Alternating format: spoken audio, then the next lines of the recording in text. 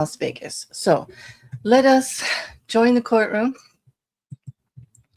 They should be, we're going to be about a half hour behind. Oh, I'd like to let the other channels get all settled in. Give time for the feed to, get started. And court started around 1 o'clock.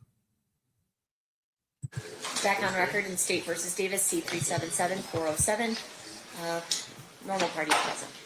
Anything we need to address outside the presence, Mr. DiGiacomo? Just one thing. Apparently, it was Marc. State proposed 145, and I said 149. And so the clerk marked it as admitted 149 instead of admitted 145. So we just need to correct the record. We're gonna replace the 149 with the 145. She asked me to put it on the record. Perfect. Any objection, Mr. Sanft? No objection. Perfect. That'll be done. Was there anything that you needed to put on record regarding a statement not being introduced? I don't think we need to put it on the record, but Okay. I mean, I know the court has ruled on it, but we made the determination not to offer it. Which statement is that, just so if we ever need an appellate record? Okay.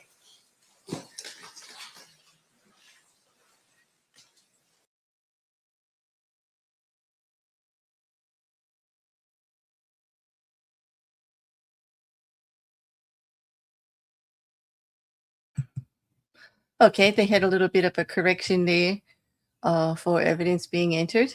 And now they're doing a sidebar on this back and forth with what's going to be going on for today.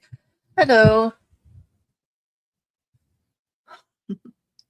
Welcome those coming in. A little odd hour to be starting, just like yesterday, later in the day. We're so used to court starting early in the morning, but All right. Anything else we need they to had address other before we things bring the jury going back? on. Hang on. Hang on. Okay, let's bring them in. Stand for the jury. Judge Kierny had said the other day that she had a few mornings that she had other things scheduled, but wanted to go forward with the trial. So there'll be a few half days. This trial itself is scheduled for, I believe, 4 weeks. And we are just getting into the end of the second week, first week of testimony. The first week was spent on jury selection. We have 16 juries, 12 that will deliberate in 4 alternates. We have 10 women and 6 men. Yes, sir. You may be seated. And Welcome we're ready. back, ladies and gentlemen. We are still in the state's case in chief. State, who's the next witness you will be calling at this time? Denmonte Lee. Denmonte.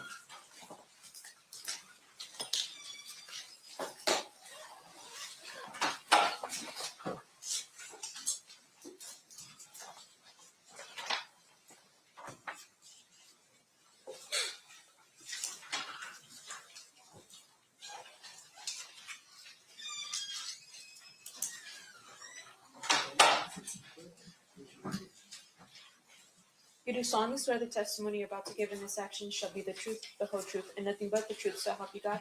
Yes, sir. You may be seated. May I please have you state and spell your first and last name for the record? Devontae Lee, spelled D-E-N-V-O-N-T-A, last name Lee, L-E-E. Thanks, Mr. Lee, for being here. Mr. Paul, whenever you're ready, you may proceed. Thank you. Sir, you did not volunteer to be here. Is that fair? No, I didn't. In fact, you're under a court order to be here Yes, through a subpoena. yes. In fact, you have expressed many times the fact that you do not want to participate in this. Yeah. But understanding that you're a court order, you don't have a choice whether or not to sit in that chair. Is that fair? Yeah, that's fair. I want to ask you a little bit about the mid-1990s. Where were you living? At the time, I think Hawthorne. Did you ever start spending time in Compton? Yes. And what was who were you spending time with? My homeboys and people around, friends. At some point, were you spending time with a person you knew as Big Dre? Yes. Would you describe him as a friend? Yeah. And then later on, did you start spending time with a person by the name of Orlando Anderson? Yes, I did. Would you consider him a friend? Yes. As a result of your relationship with Orlando Anderson, did you start coming into contact with the Southside Compton Crips? Oh, yes, I did. Can you tell us how that happened? Meaning, I mean, we used to go over there and, hang out. And we wasn't from over there at that time, but we knew a couple of people. So, we go over there, hang out or whatnot, chill. And then is it fair to say at some point that you were given a option of joining Southside Crips or facing a different kind of repercussion? Yeah, it was I would say it was an option, like, either or, basically. And can you tell us what the either or was? Well, at the time, it was either, we're going to join or we just can't come around no more. And did you ultimately join? Yeah, I did. And how does that work? How did you join? Or you get put on, meaning, have a fight or whatever, Now, things of that nature. is it always this fight? Is it always a one-on-one, or sometimes is it multiple people on one? Sometimes it's not one-on-one. If you get lucky, you might get a fair one like that. But other than that, sometimes it's not one-on-one. And when you say a fair one, you mean a one-on-one. Yeah. All right. And so when you did you get a fair one, or did you have to get jumped in by multiple people? Oh, I had a fair one. Yeah, it was not multiple people. And how'd that happen? How'd that come about? You getting a fair one? Wait, I don't understand the question. Well, did Mr. Anderson assist you in joining the Southside Crips? Oh, honestly, he didn't assist us on joining nothing. He just was there to make sure, because we was, we're friends of his, to make sure basically that we had a fair, shake. We get a fair chance. Won't get dogged out, or not unless you got dogged out by that one, whoever he was fighting. So yeah, he was, he was there to make sure that everything went pretty much as smooth as it can go. And so Orlando Anderson was basically looking out for you. Yeah, he was looking out for all of us. Now, are you familiar with a person that went by the moniker Keefy D? Yes. And who was he in the Southside Crips in the mid-90s? He was a hustler. He was known for hustling. That's what he was known. What I knew from him is he was a hustler. He, grew up around there. That's basically what he was. Yeah. And when you say he was a hustler, for those of us who don't understand what that means, what does that mean? Is he getting money? Is he doing other things? He's getting money. Yeah, he's getting money. That's what it is. And how is he getting on money? A higher level? On a higher level. So he's not just getting. There are some people who are let's say hustling that get money on maybe a lower level, and then there are people who are making bigger money. Yeah, fair? Of course, you can say that's safe to say. He's on a bigger level. He was on a bigger level. And when we're talking about getting money, are we talking about through working a 9-to-5, or are we talking about narcotics? It was narcotics. All right. And then when you got initiated into the Southside Crips through a fair one.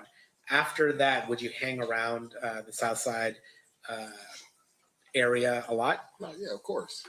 Yeah. And is it sometimes referred to as the neighborhood?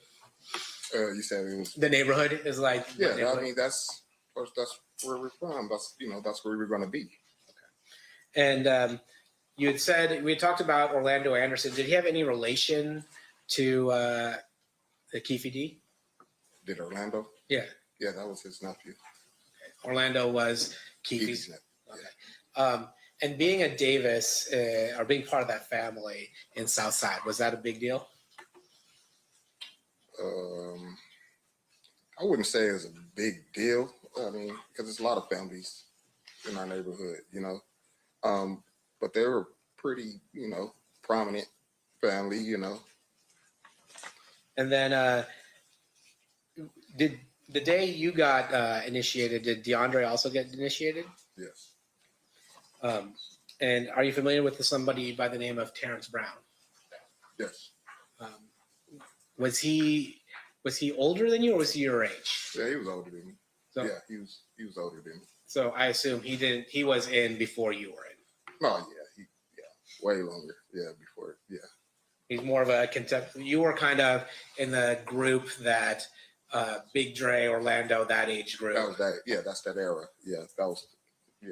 And then Terrence Brown was, I'd say, would it be fair to say Terrence Brown was part of an older group along with Mr. Davis? Yes.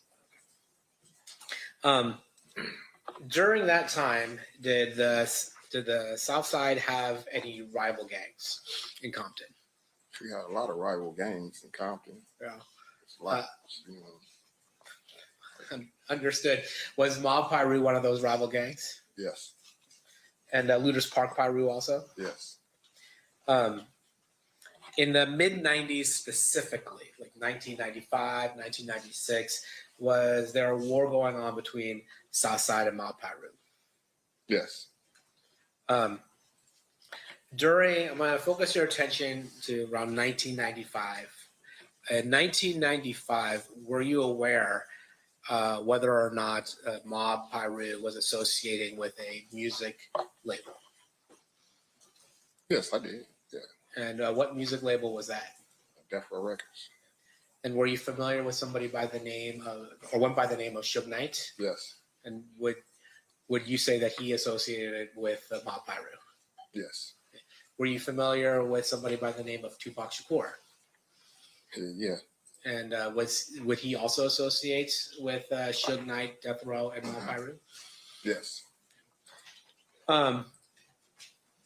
Now, with regards to Southside, were you guys hanging out with another record label?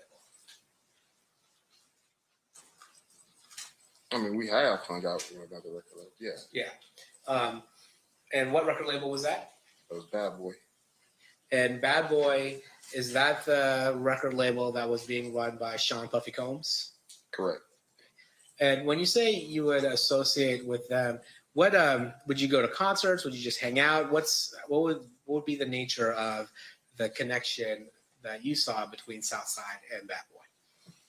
I mean, we went to a couple of like concerts. I've seen them before. That concerts or they came to our neighborhood before. That's it. And when you would go to concerts, who would organize you going to that concert?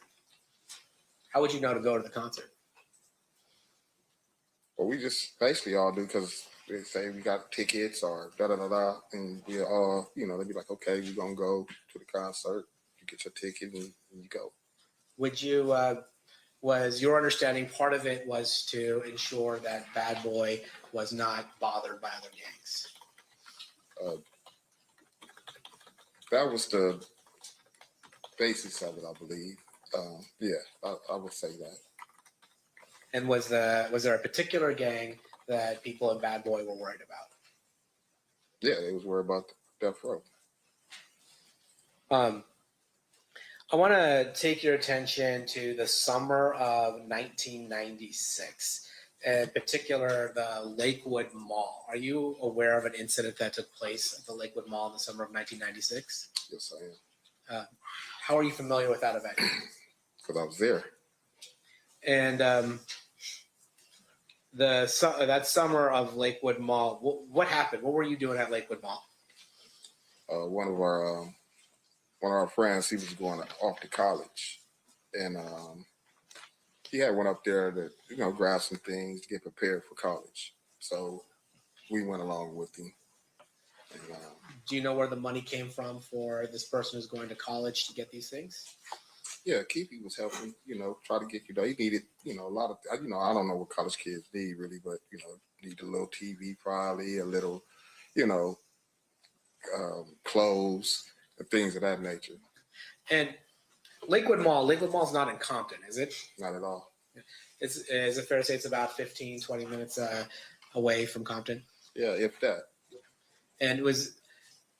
And just so things have changed in the last 30 years. Of course. Back then, you couldn't order things on Amazon and have them delivered to your house, right? You actually had to go No, I someplace. doubt it. I don't remember. At the Lakewood Mall, you were there with other Southside Crip members. Is that fair to say? Yes. And was Orlando Anderson one of the people that were with you? Yes. Rondo was with us. And then, did you happen to run in that day into people from Mob Library or Death Row Records? Yes, we did. Can you tell us about that? We basically were coming from different sides of the mall, and we're, walking towards each other. And I guess we basically seen each other simultaneously. You know what I mean? And we noticed people. They noticed us. They kept, coming our way. We kept coming that way. And a couple of words was exchanged once it got close enough. You know what I mean? And that's when the fight broke out. So a fight broke out? Yeah. And by that, we're talking about people punching each other and tackling each other. Yeah. On the other side, were you aware of somebody by the name of Trayvon Lane there? Yeah, I was aware of Trayvon. Yeah. And in particular, there's talk about a death row chain or medallion hanging from Trayvon Lane's neck. Did you see that? Yeah, I seen. Did I see the chain? Yeah. Yeah, I seen the chain. Okay. During the fight, did anything happen to that chain? Yeah, during the brawl, it came off his neck. Now, let me ask you something about the significance of a chain or something like that. Is there any special significance to taking somebody's chain? Yeah, I would think so. Yeah, well, yeah, of course. Can you explain that? I mean, that was their logo, and so it's like you taking that from them is, like you got something, to at least harp about or to say, hey, look, I took this. That's all it would be. Would it be considered disrespectful to rip somebody's chain off? Yes. How did that brawl end? Like what made you guys stop fighting? Oh well, the police came. You know what I mean? The police came, separated the parties. They didn't even try to talk to nobody or nothing. They just wanted to get the situation under control. Everybody just, leave. Just get out of there. So that's what they did. They came in, they separated us basically. We went our way, they went their way. Is it fair to say that Lakewood is a little different of a place than Compton? Yeah, somewhat. Yeah. Yeah. A little more suburban? A little more, yeah. Yeah. It is. And at that point, it sounds like that whoever the police was in Lakewood just was asking you guys to get out of there, right? Yeah, they just wanted to be, you're in the mall. It's, families, kids, they just wanted to get it handled, situated, and get people out of there. Permission to approach, Your Honor? You may.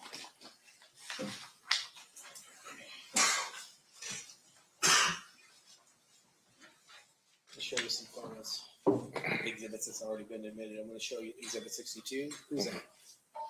Mr. Davis. Show you Exhibit number 63. Who's that? Mr. Anderson. Show you Exhibit number 64. Who's that? Mr. Smith. Let me show you Exhibit number 65. Who's that? Mr. Brown. Let me show you Exhibit number 60. Who's that? That's Trayvon. And I'm going to show you Exhibit number 70. Do you recognize the people in here? The one's faces that are blurred? Yeah, the people I know, Orlando, me, and Big Dre. And then, is this just a wider out version of that photo? Yeah, same thing, same deal. What I just told you, us three. Okay. And then I'm going to show you what's been already admitted, States 66. Do you recognize who's in that photo? Yeah, Orlando and Keith.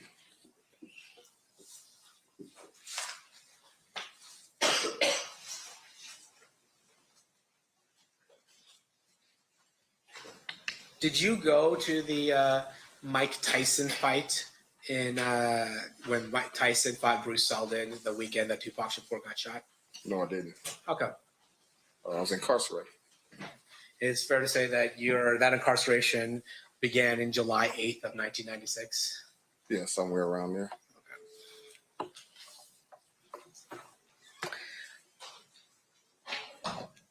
In 2006, is it fair to say that you started doing work for the DEA? Yeah, Haida. Yeah, HIDA, yeah. Yeah. And is that after you got caught trafficking some drugs as well? Correct. And in the mid 2000s, you got 5 payments. Is that right? I think something like that. And that was for $2,000, $500, $1,000, $1,300, and $500 for a total of $5,300. Is that fair? It's probably fair to say. I don't know exactly. You don't remember, Yeah, but if I told you that, you wouldn't disagree with me. No, not at all. Court's involved. Still pass the witness. Okay. Cross, Mr. Sanft? Thank you, Your Honor.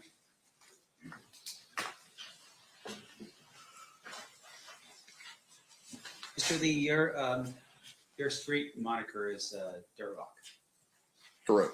Okay. And how did you come with that moniker? How did that happen? It was given to me. And with regards to your testimony here today, you've told us a little bit about your work with HIDA. That's for drugs, correct? Yeah, correct. And while you're Drugs and other things. HIDA is a task force, so it's drugs and everything. It's ATF, DEA, all that. Right. Right. And with regards to your work with HIDA, of course, because it's about everything, technically, if you saw other types of crimes being committed while you're working for HIDA, you would tell the HIDA people because it's part of a overall task force, right? No, I'm not necessarily. I'm tell them what they asked me about. You know what I mean? I'm not gonna tell them nothing outside of the realm of what they're seeking or looking for. Right. And fair to say, though, with regards to what they were seeking and looking for, at some point they were targeting Mr. Davis as a drug dealer, right? Yeah. And so you were helping them with that information that they needed, right? And that information came in early of 2008, meaning that you were helping them in April and May and that kind of thing. I'm not sure the dates, but I eventually was, helping them. Yeah. Okay. I don't remember the dates. Your Honor, would a review of a report from the DOJ with regard to your participation help refresh your recollection? It might, yeah, sure. Yeah, You may. that's right.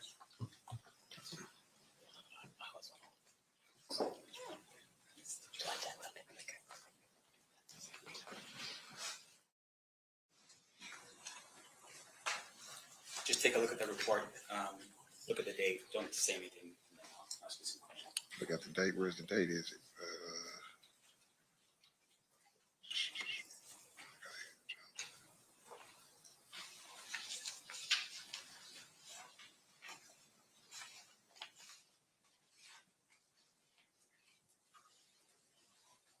Okay, I recall. Yeah. Okay. And with regard to this document I gave you, it looks like the date that I've shown you is a date for July 10th, 2008. Is that right? Yes, that's the date that's on there. Okay. And fair to say for the jury, once again, you're working with the HIDA team, and that's even prior to July of 2008, you were working with the HIDA team, fair? You said prior to July of 2008. 2008. Yes. I was working with HIDA. I only worked with HIDA one time, so I don't know what you're trying to insinuate. Like, All right. And I want to make sure that the jury, that we're clear for the jury. I So understand. let me show you my document. Would a review of another document help you refresh your recollection as to how many times you worked with HIDA? it might. Let me see.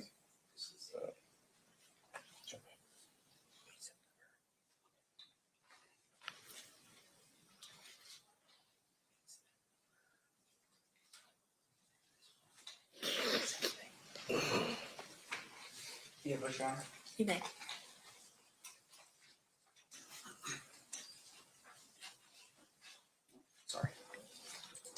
This is a bit curious All right, for sir. me. Now showing you the document. You recall having an interview with a couple of the special agents from HIDA on September 10th, 2007.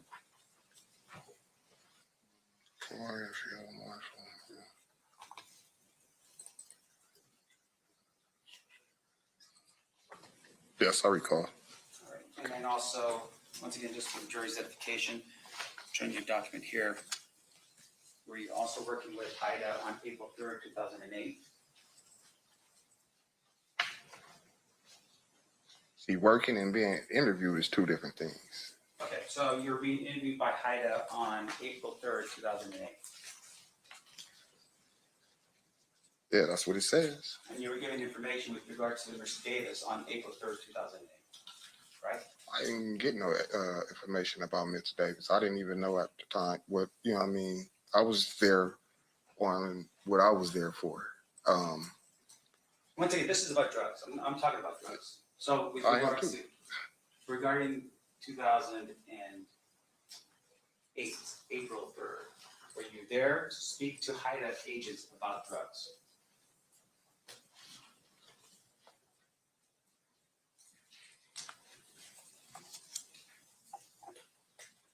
Yeah, pretty much. Not entirely, but yes. All right, when you say not entirely, what do you mean? I'm saying we did talk about drugs. We talked, yeah, we did. Anything else besides drugs in your 2000? I want to make sure the jury understands. Okay, Anything in April of 2008 besides drugs that you talked about?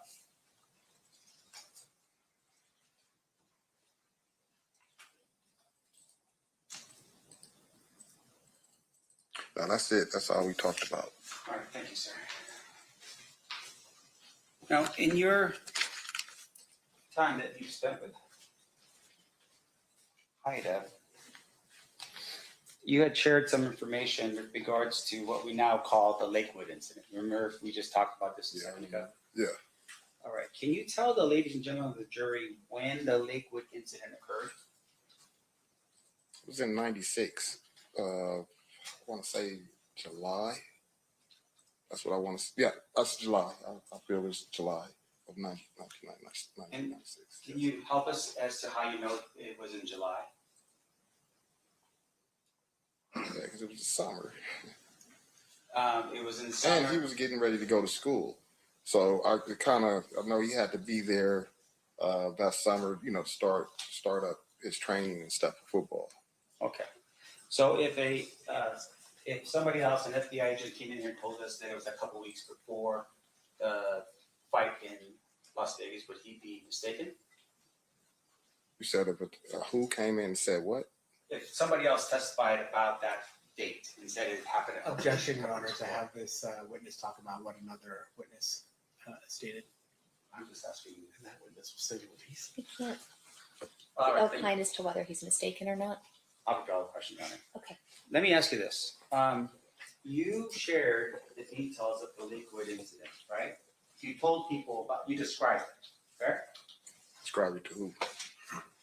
To various different people over the time that, since the time it happened, you've explained it to various different people. In fact, to us right now, today. Yeah, so I mean, I did because I'm doing it to y'all right now. So yeah. Right. And so with regards to your description, can you tell us, describe for us what happened during the Lakewood Mall incident? Same thing I just told. We got to fight. And Now, isn't it fair though that at some point in the future, and I want to make sure I'm clear as to the date, you had an interview with a Detective Mogg from Metro? oh yeah, I did. Okay, and you recall that interview was actually on July 11th, 2023 in Las Vegas? Yeah, about that. Yeah. Right. And would looking over a transcript of your interview with Detective Mogg help refresh your recollection as to what you told him on that day? Well, I couldn't tell him too much more different than what I already said. So yeah, come on with it. Right. All right.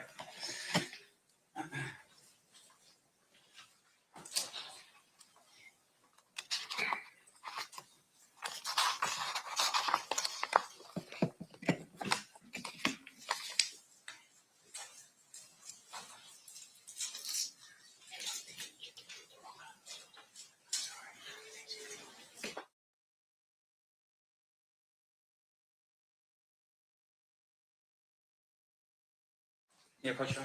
You know, Okay. Sir, show me your screen here. Refreshing his memory. I want you to read. Highlighted. Question.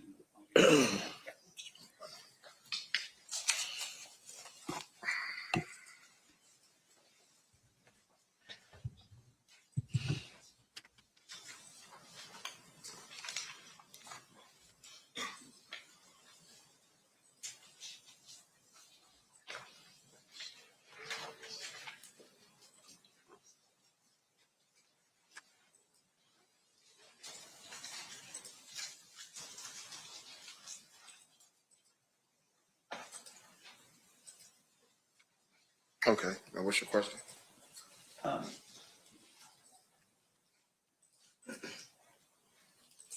Now, with regard to what you reviewed, fair to say that you told Detective Marc a more specific sort of thing that happened at the Lake Mall, right? Yeah, I would say. Yeah. Can you tell us, for instance, the location of where the fight took place? Yeah, it was by Foot Locker. By the Foot Locker. Yeah. In fact, you had made mention that the fight at the Foot Locker was so bad that they had to remodel it after the thing had gone down at the Lakewood Mall. Fair? Yeah, it's turned into the World Foot Locker. Right. You described it as mayhem that was occurring in that Foot Locker. Yeah. Okay.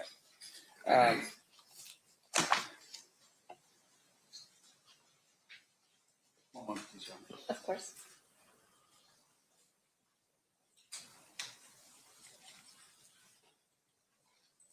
Your Honor, I have no further. Actually, I do. Sorry, let me back up real quick. Nope, that's it. I have no further questions of this witness. Any further questions, Mr. Pill? Of course not. See. Bumble, bumble. He's not having it. Not a happy witness.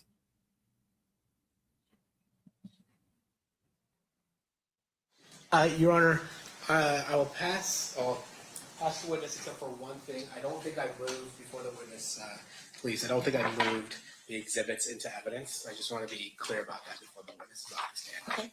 Which is state is moving proposed exhibit 71, 70, 65, 64 into evidence. 64, 65, 70, and 71. That's impressive, yeah. Any objection? No objection, Your Honor. They'll be admitted. Thank you. Then with that, no further questions. All right, one final thing, Mr. Lee. Anybody from, any members of the jury have any questions for this witness?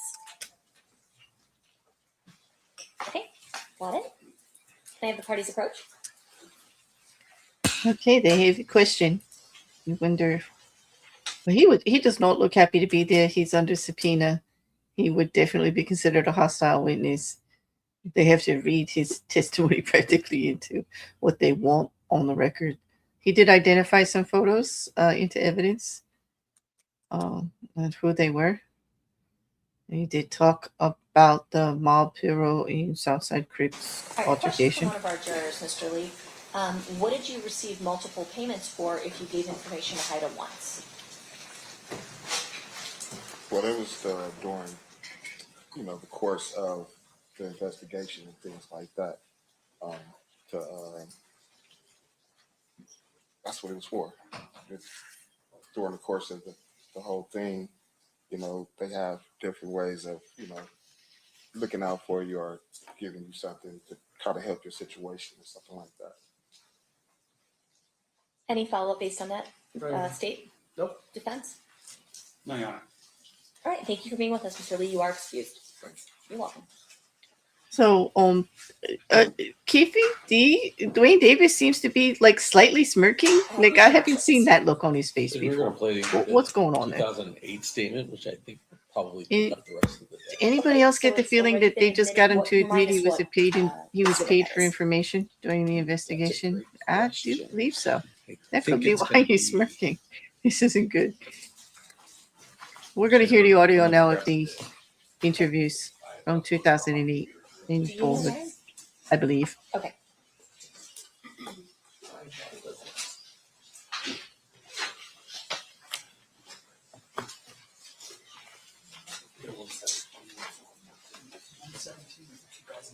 There's a different look Alright. on Duane So you Davis's can face proceed with today. playing exhibit 117 then.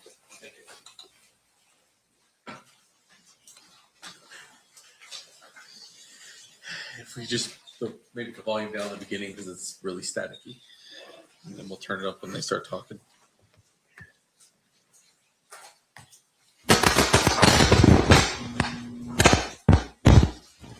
Oh my. That static sounded almost like shooting. I hope YouTube doesn't get us for that. Oh, that's horrible.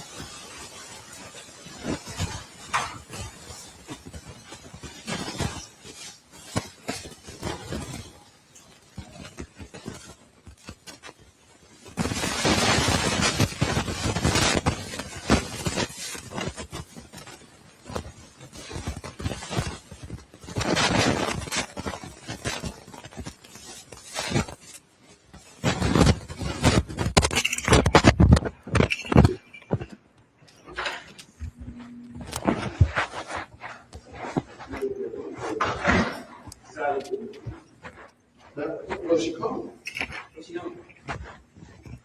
No, man. Hey. Hey, how you doing? Good to see you, sir. Good to see you.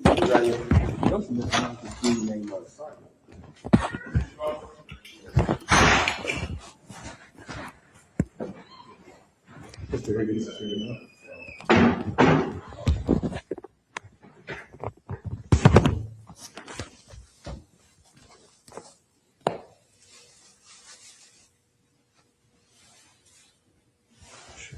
Hopefully it gets a little better from here. I do apologize, everyone. That was the feed. That was rough. It seems to be getting in line now.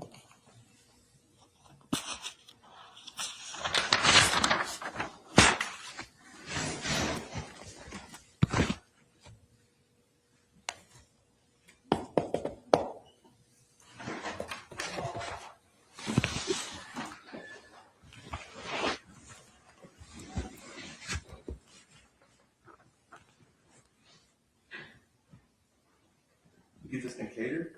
Yeah, I figured we'd be here for a while.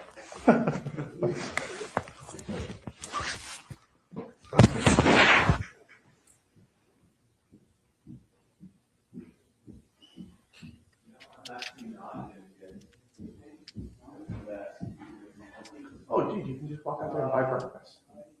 Not do that. Yeah? Hey man, you hungry? You want something to eat? We're gonna be here for a while. A couple hours, 3-4 hours maybe. Oh man, I had to pick up my wife though. What time? 2:30. Okay, we'll have you out of here by 1:30. Hold up. Do you have any of that white rum liquor? This is the interview with Greg Kading. Okay.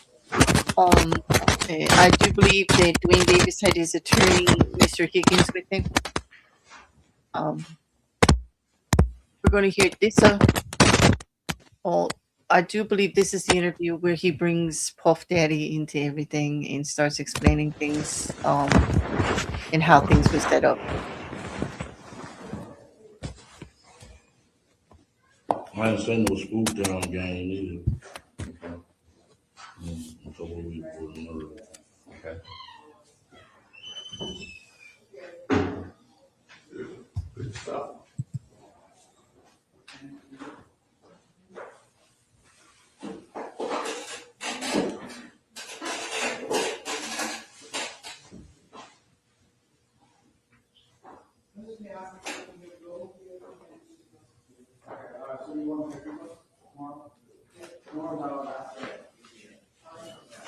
Who was this guy again?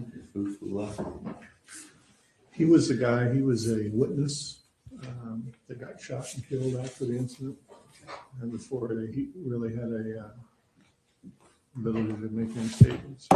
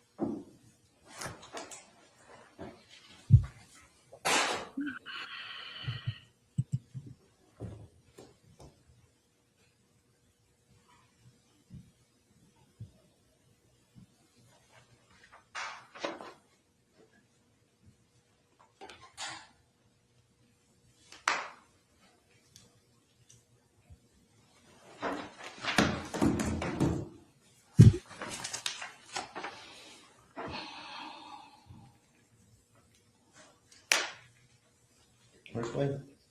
Out there talking? He's talking to Duper? Dupree, yeah.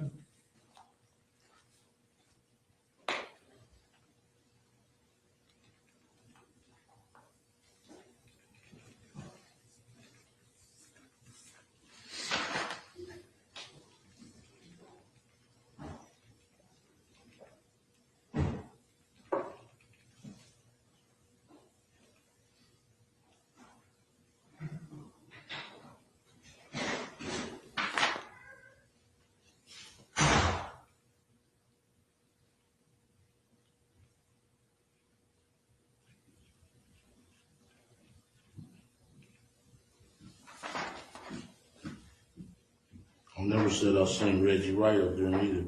Okay.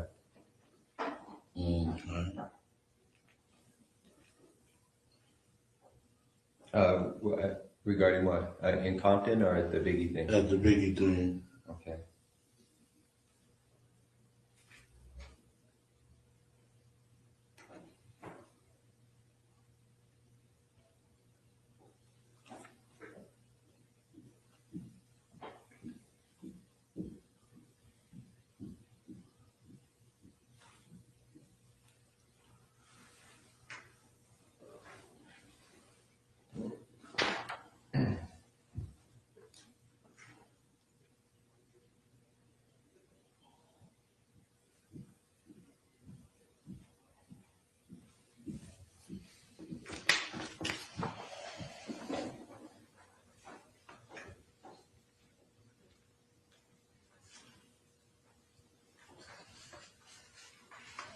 A 2 quadruple murder, homicide in Compton.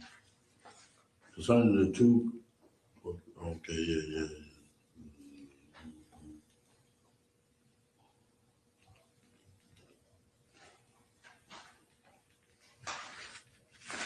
A lot of shooting in Compton after that Tupac thing.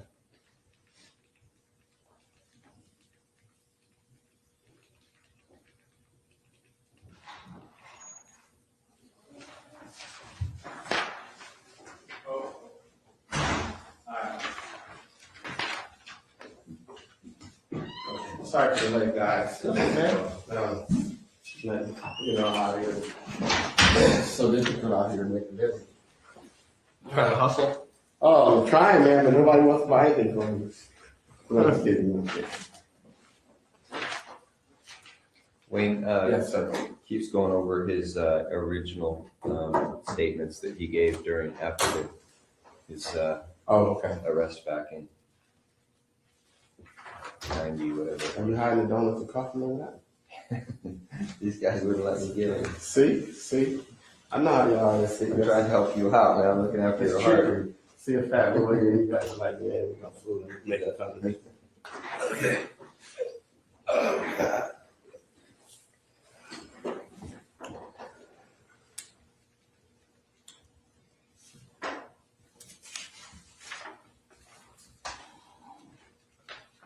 Checking out for peace. No, it's just sounds out. I was wondering. How you guys been? Good, man. Good. How's the holidays going? So far, so good. Really? Yeah, it's coming up fast, isn't it? Faster than I expected. Next week, we'll be here and be over. Which is always a good time. Yeah, no, it is. Yeah.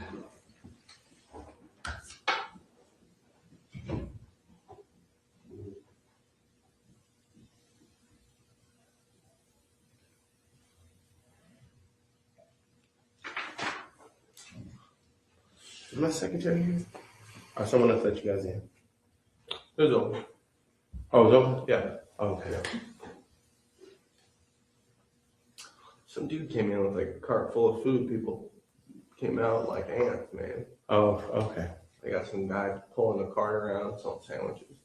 Oh, yeah, they do that around here. That's pretty cool. For people that don't want to go to the cafes that they come from suite to suite. Right. I know it is pretty, but there's not a lot of restaurants around here. Yeah, that's convenient, man. Yeah, it's convenient. Because restaurants are kind of expensive, I guess. Yeah. Yeah, I never eat around here. Does that dude charge a lot? I didn't ask him how much it was. No, probably like $5 or $6, whatever they can get. Yeah. Yeah. But it's a smart move. It's smart because, Yeah. if I make a couple $100 a day.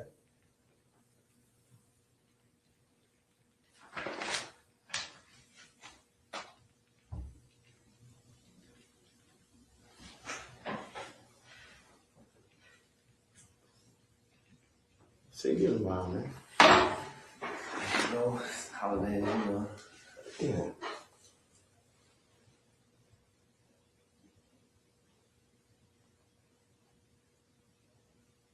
Nice office, man. Meager surroundings. We're moving down the street actually to the death row building. Is that right? Yeah, we thought, we wanted to be part of history. That's kind of ironic. Yeah.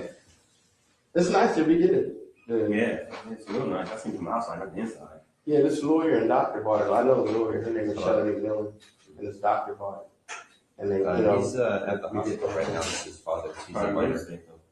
It's nice. Okay. Yeah, I've already, okay. That's a Nike watch? I've already spoken with somebody from your guys' office and he provided it all. Oh, yeah. Probably 2 weeks ago. Nice. Thanks, man. My wife got it for me. She loves you, huh? A little. Only on my birthday. Yes, pretty by. Yeah, it's very sweet. Pretty by. Yeah. On your birthday? Yes, I do. I don't have it with me right now. I'm actually at work and I'm in a meeting and he has his medical card with him because he's going back in for another pre-op today. His mom does and she's with him, so he can Still probably working, call man. her. What is that exactly look now? No, oh, no, that's his statements from. Prior statements during when he was arrested. Oh, okay. It's 909 331 Well, I'm not gonna look into that. 6272.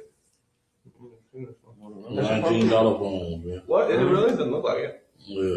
What kind of Throwaway. Boost. Oh, who's smoking? Oh, they changed them. They're nice. He's fine now. Okay. Throwaways. No problem. That's what they call you? You just gotta throw them away faster, man. I was, we had a motherfucker sitting next to me. He ain't even went ball phone for me.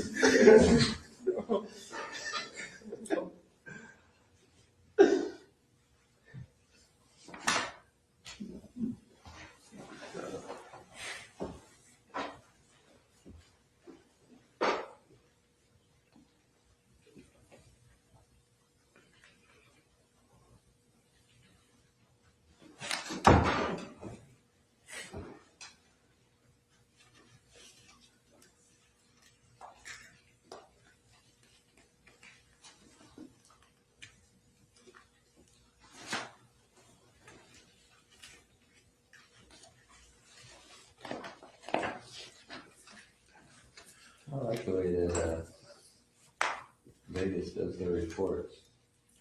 It's almost like a federal report. A lot of those agencies have adopted that federal reporting system the FBI uses for the way they structure their reports. I don't know why. Anything's better than LA though. LA are so screwed up the way they do it.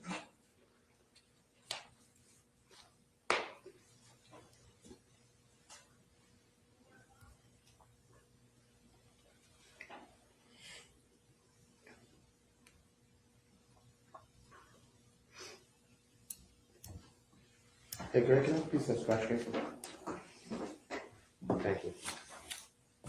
Just need one, or do you want to? Just one.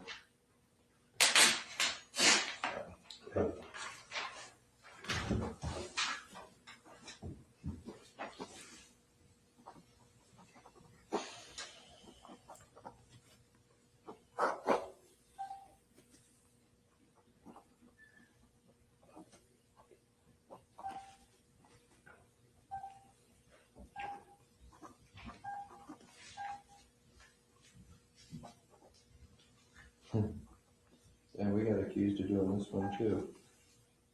This is an anonymous caller said an off-duty LAPD working security killed Tupac. We can't win, can we? Some of those weed tip ones. Yeah, LAPD, a bunch of killers, man. Here's interesting, 9/24/96, a caller from New York claiming to be Sean Puffy Combs said he hired someone to blow up night. Something went wrong. Girls got involved.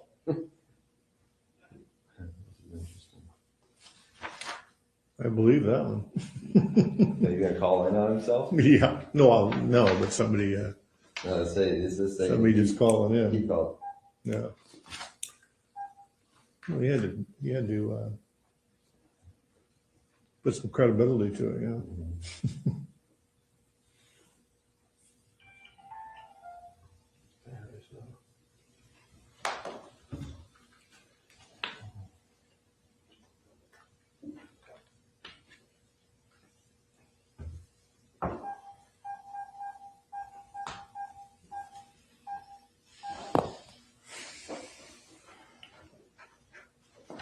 Keefe, the second one's almost identical to the first one, so we don't need to go through that if you haven't already.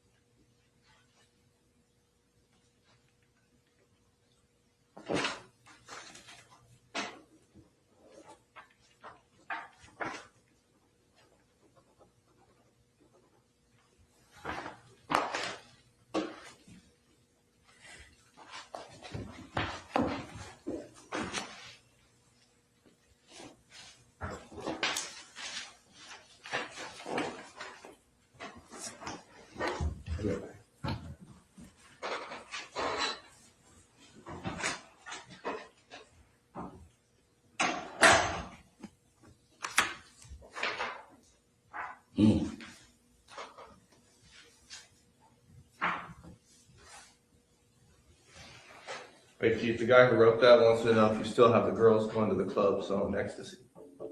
Something ecstasy. Yeah, that's the guy Man, who wrote it's that. crazy as hell. Run away. Okay, Graham, I was the leader. So really, the only thing is the thing about Santana Block, the thing about getting dope for Pat back in '93 or whatever you said it was, and then what was the third thing? Oh, Reggie, right? Those are the only those are the only three things. Yeah. Well, what about that whole bullshit about Tupac? What's that? The whole. Oh yeah, that was bullshit. All right. You can pass this back over here. Today, what we're going to do, we're just going to go over with a fine-tooth comb the Las Vegas incident. We're going to draft up our report as regarding that specific thing. And then we're going to cover a few other things that we do have to emphasize to you that everything in this report has to be right on, because if down the road it's determined that some of these details are incorrect, then everything's off the table. So everything in this report cannot be like that report. Hey, I want to say this though too. I feel like I said that day, don't bullshit me, and I won't bullshit y'all. You know what I'm saying? I feel I'm being bullshitted. Regarding what your deal? You said yesterday, how Mike, I need to talk to Mike. You said it was over. I need to talk to Mike. One is because I still got a tracker on his car. Two, I need his statement regarding the place in Paramount that was in his name. And there's some questions that are regarding to Mike. We're not bringing Mike in order to arrest him. But since Mike already knows that the police have contacted you and you're working with them, there should be no problem. It's up to Mike to keep his own mouth shut. And we're not going to be asking him about his people or his associates. That's not of concern to us. Yeah. If you hadn't told Mike, we wouldn't have talked to him. We wouldn't have talked to him. Okay, another thing. I know y'all been over Kevin's house. On surveillance? No. No, we've never been to Kevin's house. You haven't? Ever. Because I feel, why would y'all why not hire Edie There's some problems, in my opinion, and this may not be a shared opinion, but I just don't believe in Edie's ethics. I think he's a dirty attorney. I think that Edie will lie, cheat, and steal in order to get himself out of any kind of problem. I think that there was ethical problems with the way that he had Orlando testify on behalf of Suge Knight, and that whole thing is a problem we don't want to have to deal with. And as you know, Edie Fall also represents Michael Thoreau, and we just don't want all those problems. He represent Michael Thoreau right now? Well, right now. Him and Renee Campbell. Yeah. You know Renee Campbell? And I know Al was in San Bernardino. He ain't had no fucking reason being down there. You know what I'm saying? I'm up on everything, dude. You think I'm not? Well, Kiki, you know, you got to do your homework. We respect that. Don't read too much into anything. I'm not gonna do nothing to them dudes. I'm over, man. I'm up on everything, dude. Well, that's why he was in San Bernardino. What the fuck? He wrote me a letter. TBD, I'll never tell on you this and this and that. Ooh, man. I know you was in San Bernardino, coming to MDC, coming to see y'all, all that. I know all that shit, man. It was about 2-3 years ago. I know about the Tommy thing over there in Carlton Square. Boom. He told, man, I know a whole lot of shit, dude. Okay.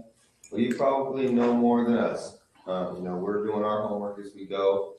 But again, we just don't want to deal with those problems that come along with Michael and that attorney. You know, I don't believe in the guy. Yeah. And, you know, I've had my encounters with him before, and they didn't go well. Yeah. And Keith, some of the people that might be real close to you that you may want to protect may be the same people that sold you out. So take that into consideration when you're saying, I don't want to give up Compton, I don't want to give up my homeboys, stuff like that. I'm not saying anybody did it, but I know close to you may have. Yeah, I know. He said Eddie or Pat could be working with us. And that fucked me up. You know what I'm saying? Well, Keith, let me say this. I know you. And I know, let me say one more thing. Yes, sir. And you said, I got some shit gonna break your heart, gonna break you to your knees. I know y'all was gonna arrest me for this shit, man. You know what I'm saying? I knew that shit, dog. You know what I'm saying? Yeah. That's how it goes. That's how the game goes. Yeah. You know how it is. Yeah. These dudes are cold, man. Well, let me say this too, Keith. I'm serious. I never thought I would retire. But y'all heard me on the phone, man. I'm through with this shit. You know what I'm saying? Too many dirty motherfuckers, low down, cross artists, everything. But they don't know I'm putting the double cross down. Fuck it. I'm with y'all. And now, let me say something. Yeah. You know, I know you have used Edie and you felt comfortable with Edie. But I want you to say this, and I know you send him a lot of business stuff. But I would think you would think at this point that maybe you shouldn't think that way because you wouldn't be here. Because a lot of people that he dealt with may have participated in getting your ass here. I know. So I think you might want to look at it a little differently. Yeah. You got to look at the whole picture, and I think It's you're a starting to big do picture. that. And when with Snoop Dogg uncle, you know what I'm saying? Then at the airport with the fuck ass plane tickets. Y'all ain't got him out. And his wife even put him on blast. Said, I don't know how you got out. Just hold on. All the people, all the speculation, just hold on to I'm just that. leave it alone, yeah. I'm gonna leave that shit alone. Cause that'll make me mad, all that shit. That's why I smoke weed. Cause I'm a dangerous motherfucker without smoking weed, dude. I get mad at easy, you know what I'm saying? We know you, man. We know what you can do. That's how Greg is without coffee. Yeah. Y'all be sitting there, keep me calm, keep me from hurting people, man. You don't want to do that. You know what, man? Just like you out the game, leave all that behind. Yeah. Stop. My advice to you, but just stop thinking about who did what, and just think they all did it. Yeah. And then just trust the person sleeping in your bed with you, your wife. Other than that, just shut it down. You messing go up. forward. No, and your lawyer. Or your lawyer. Yeah. I'm just trying to. I understand. This is a dirty war. And let's let this Greg got some other stuff he wants about. Okay, good. Yeah.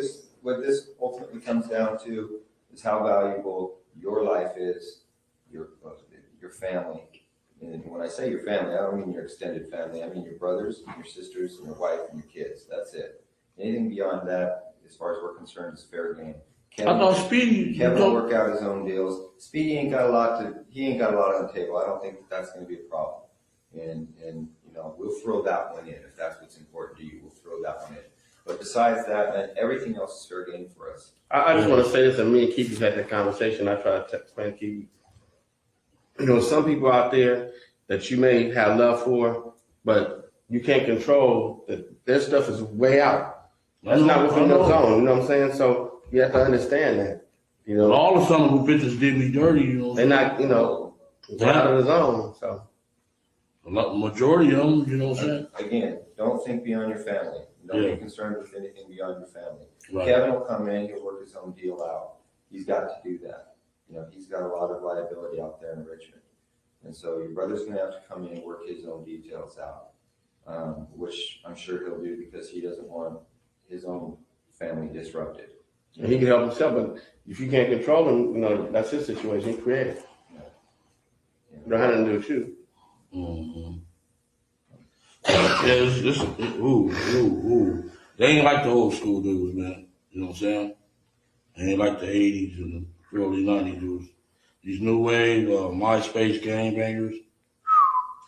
I know what's up, man. I'm through with this shit. I'm through with that neighborhood, all that. You know what I'm saying? Through with that shit, man. Well, that's what Corona way lovelier than Compton. I can get my head blowed off. You know what I'm saying? Paying $300,000-$400,000 for a house. You walk out the street and get your head blowed off. That's crazy. Yeah. All right, I'm ready. Okay, so again, this today's report that's going to get generated is specifically on Tupac Las Vegas incident, and we'll get you a copy of that report and have you make sure everything's solid before it's you know. All right, man. But I feel I can still go to jail with that, man, because this is federal, and that's what is said right here cannot be used against you, Keith. Nothing you say today can be used against you. So yeah, nobody's trying to. I was just waiting on the news camera to be at my house, man. You know what I'm saying? He's nervous. That's all. You gotta trust us too. You just nervous. If something like when I seen you yesterday, I didn't know whether to phone out or not. If something like that was happening, At my house, man. Yeah. So we would have to just knock this door and make sure. Oh yeah, my phone was off. I didn't know where to phone. I said, man, they That's here. what they sent me, man. They was trying to send somebody to knock on your door. It looked like, you know, spam or something. Yeah. And he said, man, you looking raggedy. Motherfucker, you just scared to live and shit off. Donuts all over you. Yeah. That spook. I swear, I had a dream that the cameras was there. Here go our man, bam. Just give us a number. That ain't gonna happen. We told you that nothing leaves this room, and that's the way it is. We wouldn't do that. Yeah. Then my sister. You a punk motherfucker. You know what I'm saying? Huh? Is that your dream? No. Lando mama, man, is crazy as hell, man. Why? What's she know about this? No, she don't know. Oh, I'm telling that, man. I know about Charlotte, man. Yeah. Huh? I know about Charlotte. She gonna bring up business if they come around. Hell yeah. Bust me in the head with a pistol or something. What you do? That's what we're saying. We're gonna keep meeting from time to time like this. Live your life, stay out of trouble, do what you do.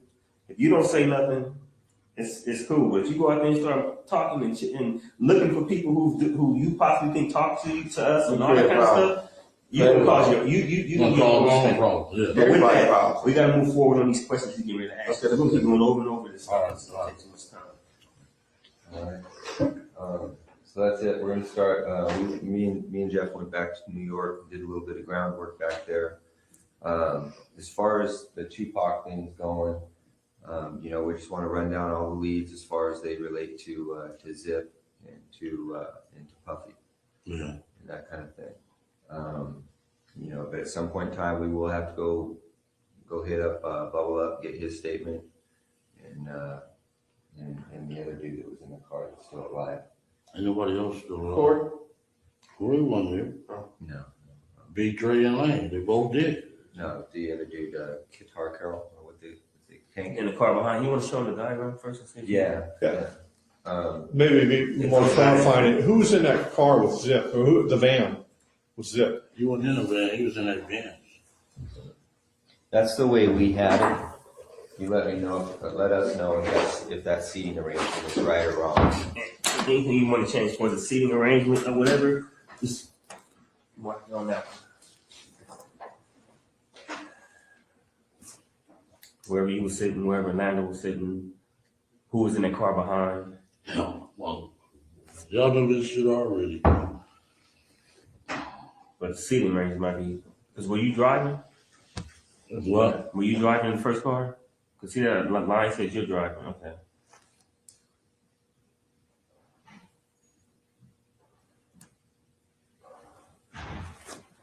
And who was driving the, Debbie Allen was in the car behind by herself? No, he wasn't even there. None of them guys went in the car behind? So Orlando shot Who's this car? across Dre? He leaned over on the window, we rolled down the window, popped. Who was it? They would drove on my side, I would pop them. You know what I'm saying? But they was on the other side. Right. So was there a second car behind you guys? No, it was there's some girls hit that corner with us, dog, and we shot out their window. I said, these bitches got more work than the dudes, you know what I'm saying? But any time was it this car behind you? Not at all. None of the homies was behind, no, like 3 or 4 cars behind, nothing like that? Nothing. Just one car? Just one car. Then we hit the corner, the girl followed us, and we shot out her window. They got scared and stopped. But they weren't with you guys? They weren't with us, no. It's my girls. Push that back over here real quick. We would think they were security would follow us. You know what I'm saying? Yeah. But the bras don't even that hard. They followed us halfway. We shut out their window. They scared. Those are all the guys that you would recognize as being in the car, right? Lane, DeAndre, and Karen.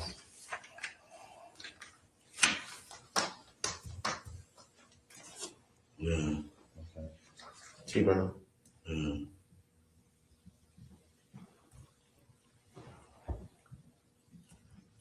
Okay. So Orlando would have had to lean over the top of Dre, right? Yeah. Okay. He did. Okay. All right. Well, that's what all the witnesses said too from the back. Yeah. Okay. That was a heartbreaker. Oh, man. Okay. All right. So leading up to that, do you know who Trayvon Lane is? Yeah, I know who he is. Okay. So do you see Trayvon there at the just before the MGM at all? I didn't see him. Okay. All right. Then let's start back at the beginning. Let's go back to, this is 96, 3 concerts. Where were the concerts where you talked to Puffy and Zip at? That was 96. I was, when they gave that BET tour. It was everybody on the show. Let me see, it was Naughty by Nature. They were on the show, Mary J. Said dude named Jodeci, Greg Matt, Biggie, Faith, and the Junior Mafia. That's BET tour? Yeah. Or BET Superfest? It was a BET tour. BET tour. Where was it at? You remember that? It was in San Diego. We went to one in San Diego. Went to one in Anaheim, Irvine, then in Vegas.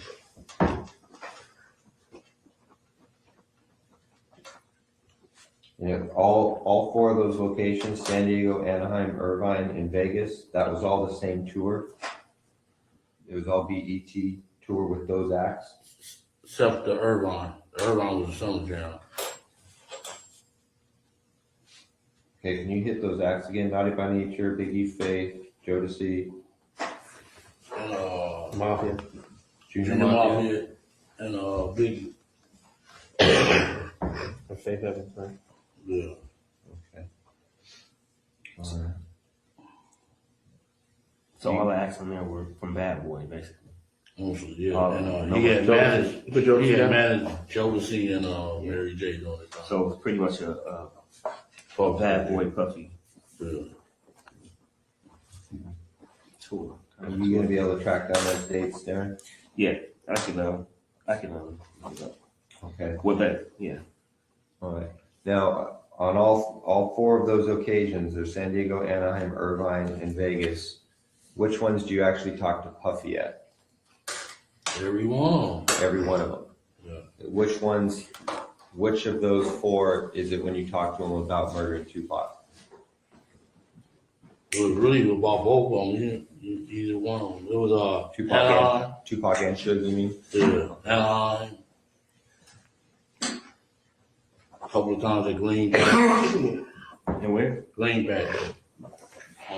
Sunset. Hey Greg, do you want to go back to like when they first like got in contact? Yeah, we can start there. What year did Flint introduce you to Zip?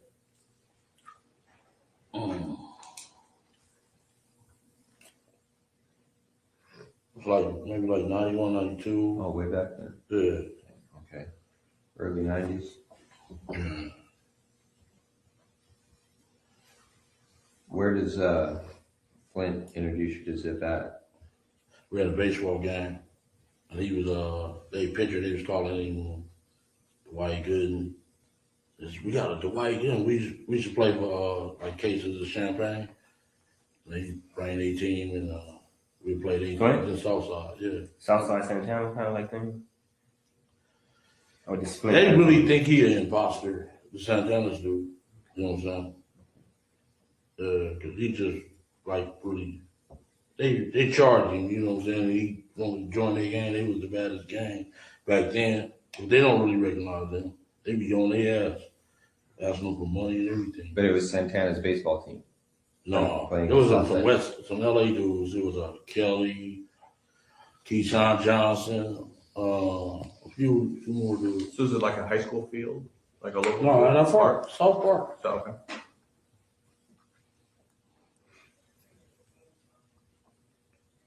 So y'all basically played against them. Yeah. How many occasions did that happen? Like about 3 or 4 times. 3 or 4 times? Yeah. All in one summer? Or was it over a period like a couple of years or just all in one summer? Maybe like a year. Kind of step up for a second. Yeah. And you were the captain of your team? Yeah. And who's the captain of the other team? Flint? Yeah. So basically your team was his team. Whoever you bought, most of your players were what? Southside. Yeah. He bought a lot of LA cats. We had a little barbecue and we kicked it up. When we lost the game, we paid them the bottles. Went to the store and paid them the bottles. So you played for what, Cristal or for Champagne? Yeah, Dawn, Cristal, yeah. Okay, so that's early 90s. Flint's was busy doing PCP even back then?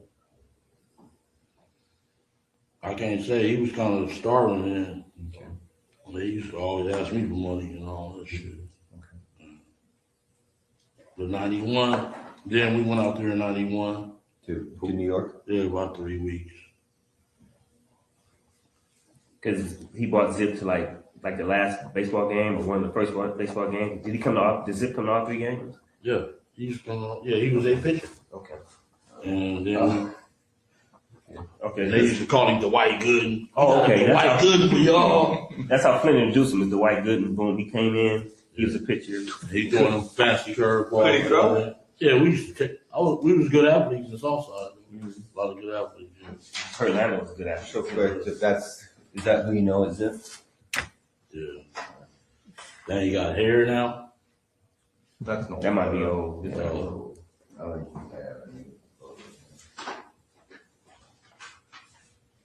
So when you went out there in New York, where you guys stay then? Who you stay with? We stayed at different. We stayed at what was that in the Bronx? At what is that? Best Western in the Bronx. I don't mean to take over the interview with. Then we stayed at his house a couple of times. You know, during that period of time. At Zip's house? Yeah, his little apartment. It was in Jersey City.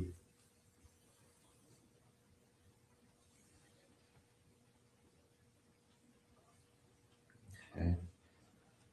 When you're out in New York, is that when you meet Puff out there?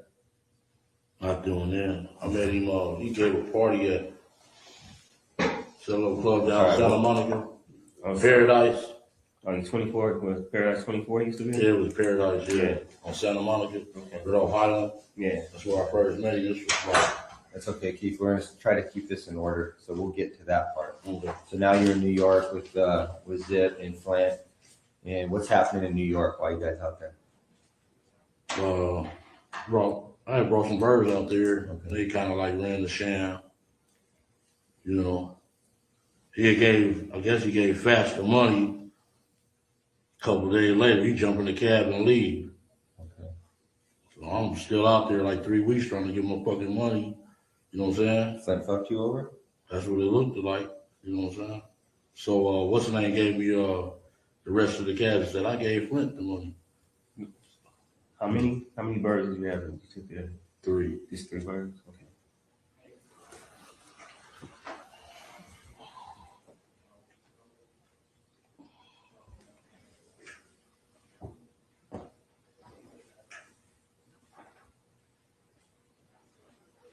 Because the Zip tells you that he already gave Flint the money, Flint's boned out. Yeah. And then Zip gives you the remainder of the money? Yeah. How much was the remainder? You know? Okay, but he ever have a house out here where he lived or anything like that you remember? No, he never took me to no house. So every time he was here, just visiting, basically. Didn't know him to have a girl out here that he'd have a girl out here he'd spend time with? Got a lot of girls. Like you know I players. Yeah. Like one particular like that. So when Zip's playing baseball with Santana, it's just coincidence that he's out here. He's just out here for fun, right? You ever seen this girl before? Maybe that. Tony, I mean. Maybe Tony. They call him Tony. So I never seen her. Never? No. So he didn't have no main girl. Just a bunch of girls he was flipping or whatever. Y'all just player with each other. All right, so you're out there. You're doing some dope with Zip,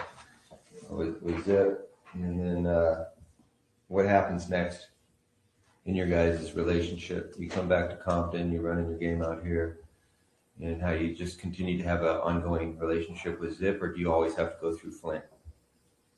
Shit, they fuck me. You think I'm gonna fuck them up? I had 400 birds. I'm balling. Fuck them. You know what I'm saying? So you never got paid for the 3 birds? After you got, when did you get paid for the?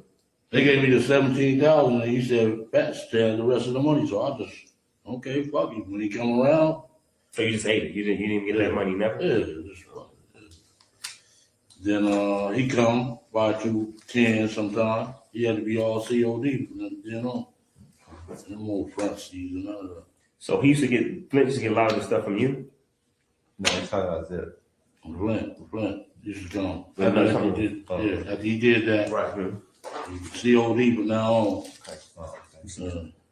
But you just let that first one go. He was balling back there. That was, yeah. That's Be just yourself, fool. That's just You on a yourself. business, Yeah, you on yourself. That's all I'll take it.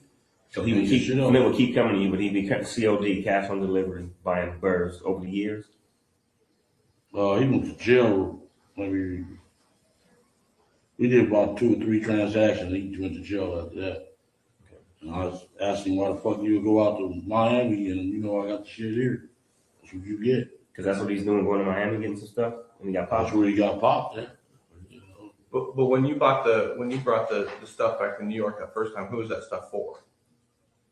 Zip. It was for Zip. Yeah. But Flint brokered it. He kind of like the middleman. Yeah. Okay.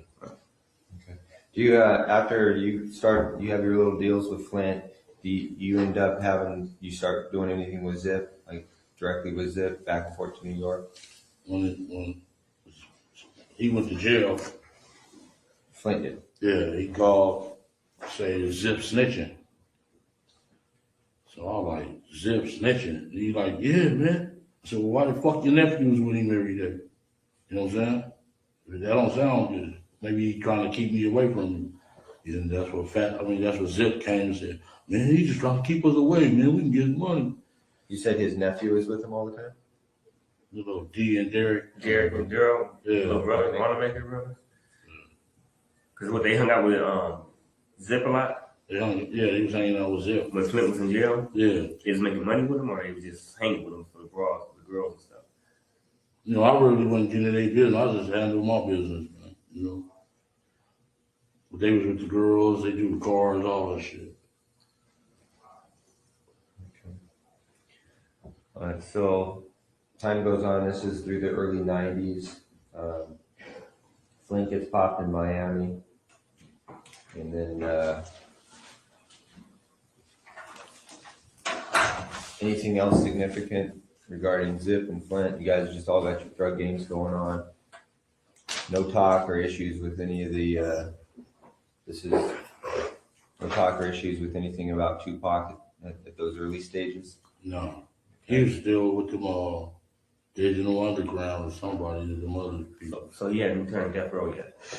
No. But when Flint and Zip fell out, there wasn't no beef. Just word, he snitching, and That's what he said. That was bullshit, so we could stay away from each other. So that was it. Yeah, that's why I said, why your nephew still hanging with him? Okay. If he's snitching, that don't look good, you know? So then you hook back up with Zip? Because you know it was bullshit? Then I did that water deal with him, with Pat Bernard. It's in the paperwork already. Okay, so you do the water deal. Was that pretty accurate what you said regarding the water deal that Pat Bernard. you guys fucked Patrick over? Patrick Bernard? Yeah. Did we fuck him? I didn't say we fucked him over. He did. I think he got his money. Okay. He didn't? Okay, he probably didn't. 15 years ago. You know, the deals that went down between them, you know?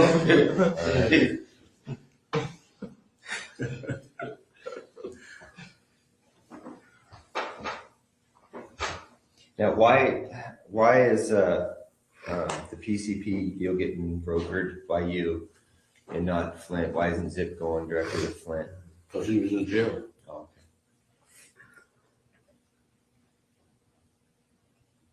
So you became closer with Zip while Flint was in jail. You started doing business with him. Yeah, we started hanging out when he come to LA. He'd come and hang out with me.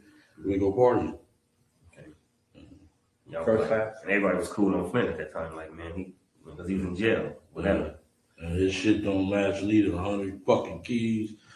Get 3 years. Oh, son of a bitch. Oh, y'all thought he was just like, he was telling them. Nobody want to mess with him.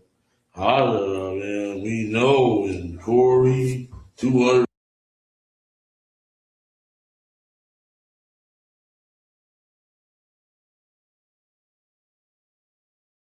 Okay, hold on. Let me see what's happened there.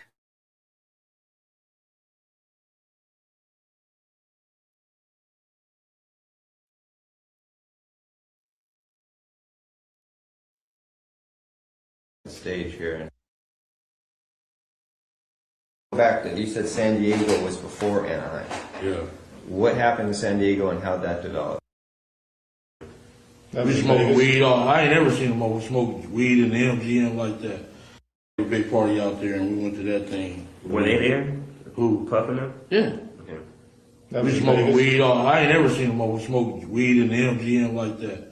But man, y'all is crazy as hell. You know what I'm saying? They smoke it wherever they want? Yeah. Had the thing roped off. Yeah, that was some big shot shit. I was like, boy, y'all got, because in Las Vegas, they'll take your ass to jail for a joint. You know what I'm saying? A half a joint. Yeah. Okay. We smoking weed all. I ain't never seen them over smoking weed in the MGM like that. But man, y'all is crazy as hell. You know what I'm saying? They smoke it wherever they want? Yeah. That beat jumped. My apologies, everyone. I'm just going to take it back to here so we don't miss any of it. A joint, you know what I'm saying? A half a joint. I just wanted to get back to the schedule. Yeah, just get the timeline in order. Big Jake gets killed in Atlanta. The thing in Anaheim happens after that. What point, if you remember, is it when Puffy takes the stage and says, "Hey, if you don't want your producer," or I'm sorry, Big. Yeah, that's when the beats. Yeah. When does that happen, though, in relation to these other events? Because we're trying to set the stage here, and it's important we get this in order. Had that already happened before Jake gets killed in Atlanta, the bodyguard?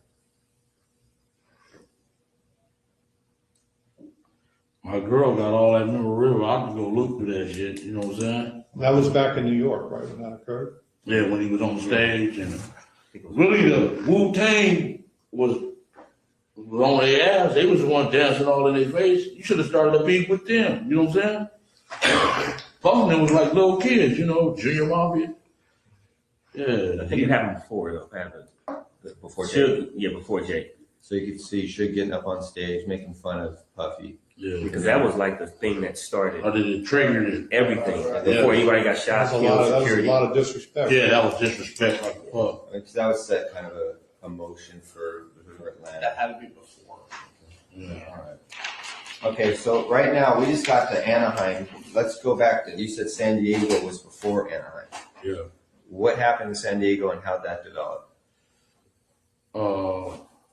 Zip came on the street and said the boy wants to come down there to the concert. We jumped in the Zip van and my SS and rode down there by 12 deep. Matter of fact, the Dallas Cowboys stayed in the same hotel room. Okay, let's hold on there just for Same a second. hotel. Same hotel, yeah. Okay. Same hotel, not the same room. So Zip called you or you were with him? He came on the street on Burris and we jumped in the van, went out there. Now, when you said that you guys going out there for business, like to work with Puff, or just going to have a good time? Gonna have a good time. Okay, so Zip Cameron Burris is in the van. He says, "Hey, my boy wants to come down here." They come down to San Diego. And then from that point, when Zip tells you that, you guys leave that day, or is it? That second. Oh, Yeah. okay. So it's that day you guys go to San Diego. Yeah. All right. Who drives down there with you Could drive down there with me. in the van? So I was in my own car. It was me, Lane, Big Dre, and somebody else. We jumped in, everybody else jumped in the van with them, the party van. What color was that van? Black. Is that a different one than the one in Vegas? Maybe you said he was in a van in Vegas, so it was the same one. No, he was in that black Benz in Vegas. Oh, Benz. Like Benz. So. Yeah, he said Benz. Mercedes Benz. Okay, but you did say something about a van in Vegas. We'll get back to that. But you said everybody's in a van acting like a bitch. Oh, that was it. That was a renter van. We Okay. No, it's cool. All right, so Dre, Lane, Davis, you're all in what car? You had the system pump. And everybody else gets in the van with Zip. Yeah. And you guys go to San Diego, and where do you guys stay? Whatever I don't remember the name, but the Dallas Cowboys that played San Diego Chargers that weekend. Was it near the water, or was it on the Main Street, the gas station? It was a Sheraton or the Hilton. You remember seeing water? Was it off the water? No, it was that night.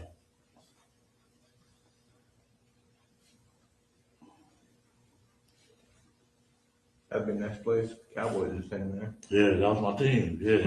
Well, that should be easy. There was a lot of girls, boy, they groupie business. Yeah. Okay, so you and Zip and the rest of the crew down there, you run into Puffy at the hotel or at the concert?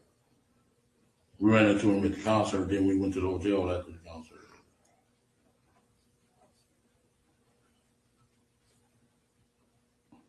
You kind of look like Emmett Smith. You could have used that. Yeah. Yeah. Okay, let's go back to the hotel. And how's that, what discussion regarding Tupac and Suge? What happens there? I don't think he really discussed it then.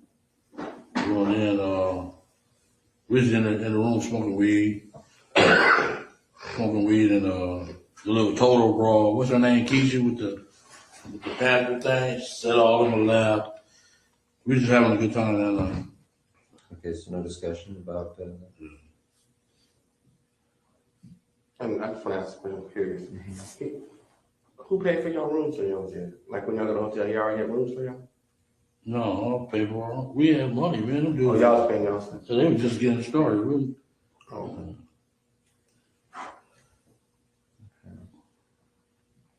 All right, so San Diego happens. Then is there anything else that happens between San Diego and Anaheim? I don't know if that concert in the thing in Vegas was before Anaheim or I know Magic Johnson gave a big party there. Okay, let's go into that. Magic Johnson gives a big party out there. In Vegas. And you go out there with Zip?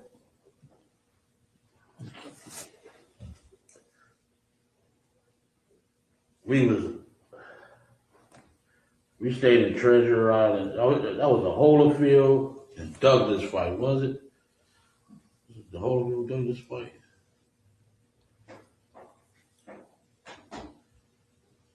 The night fan man. You know, Fan man. Holyfield boat, wasn't it? Okay, it was the night of that Yeah, fight. Holyfield We boat. stayed at Treasure Island. And Al they got the rooms for us and everything. Then Al got the room for you? we little while. Yeah. Yeah.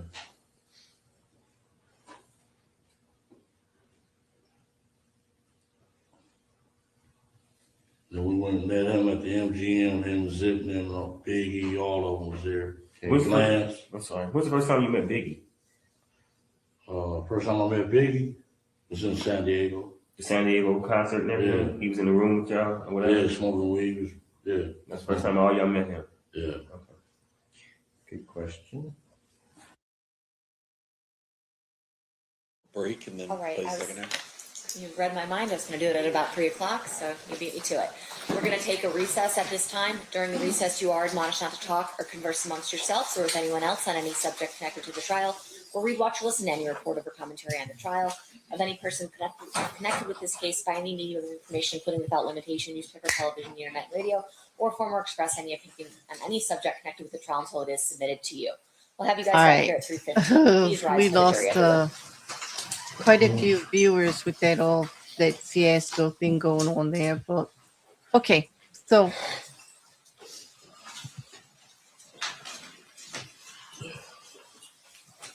what I'm going to do is forward ahead through the break right after she sees if they have anything to say.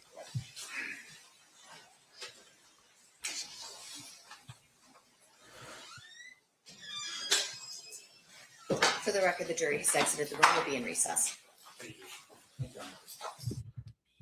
All right, let's see when they come back. Let's just move ahead since we are behind.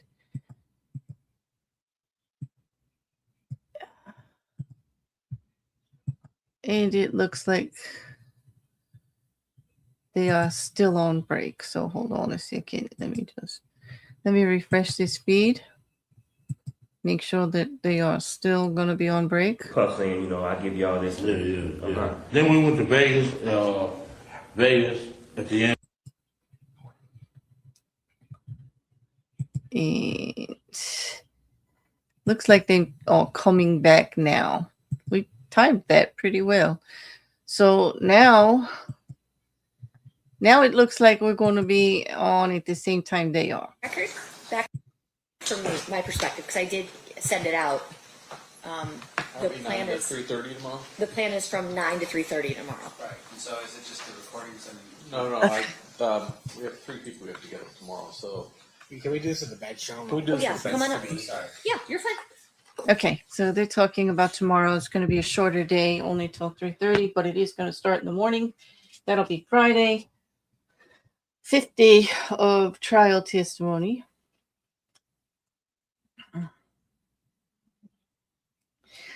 I do see that we lost quite a few viewers based on just the interview, the audio being put forward. So depending on what they're going to do tomorrow, if it's not going to be actual testimony, I may not go live. I actually should have just recorded this one because, there's not a lot of. There was the brief testimony of Devonta Lee, but that was it. The rest of it is just the proffer interview, what they call the proffer interview with Craig Keating and Dupree and several other people in regards to the task force that was formed, where Keefe D. Duane Davis believes he had immunity from everything that he said, and he did at the time. Like, they couldn't prosecute him for the things that he was saying until he broke the proffer.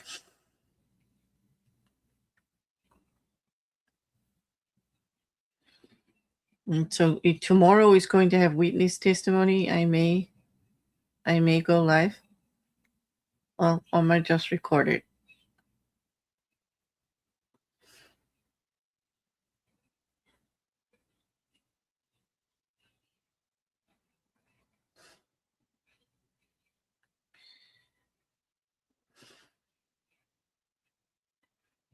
Apparently, they have quite a few hours of this interview still to play.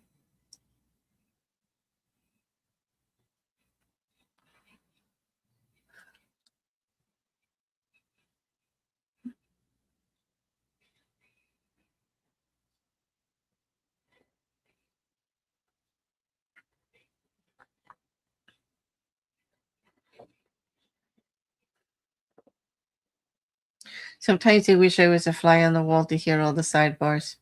I think some very interesting conversations happen there. Although this has been pretty calm. This court, actually, back and forth has been fairly calm.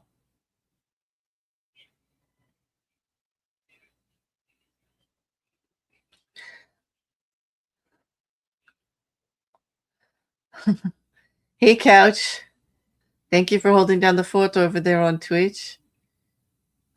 It's been pretty quiet. We went down quite a few viewers. I don't know what's going on over in Twitch as far as viewers, but here on YouTube, we went from 1,000 down to like 100. Just the audio, it's hard just to listen to an interview back and forth. It's very boring. I get that, but we need it documented for the facts of the case. We had a small glitch when they went into break on the feed and they jumped the feed.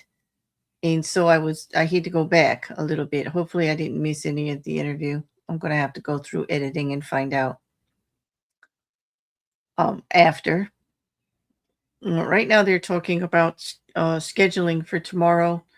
Judge has already said that court will be from 9 to 3:30, and they're talking witnesses, and also it'll depend on what's coming up, like whether I'll be live or not tomorrow. It does sound like it's a longer day. I may just record, especially if they're going to be doing audio. I should have thought this one out a little bit better. There was one witness, like I said, Devonta Lee, Dirt Rock, there against his wishes by subpoena. All right, looks like we've got our scheduling issues kind of ironed out a little bit. So at this point, I think we're ready to bring in the jury unless anyone objects. Hearing nothing, let's bring them in. Okay.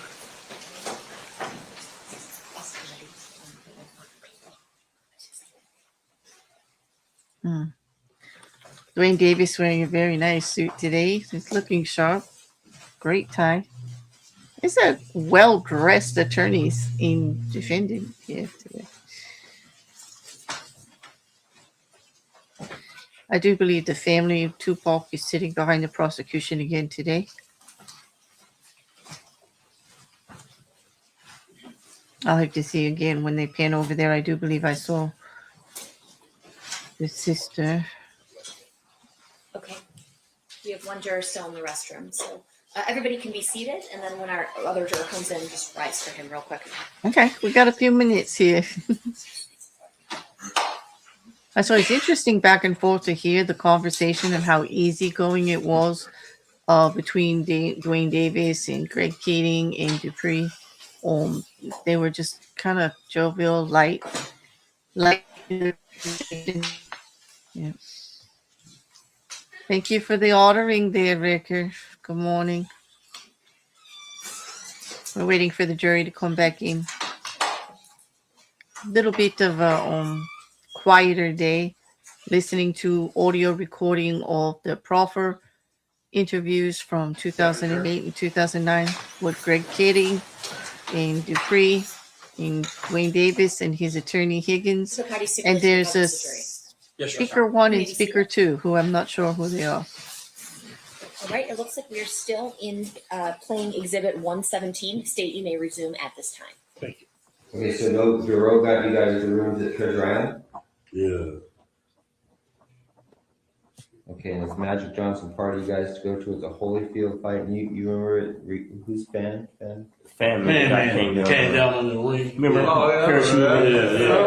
Yeah. To the ring, got beat down. Yeah, they beat him down. Rock, Newman, them beat him up. They beat him down.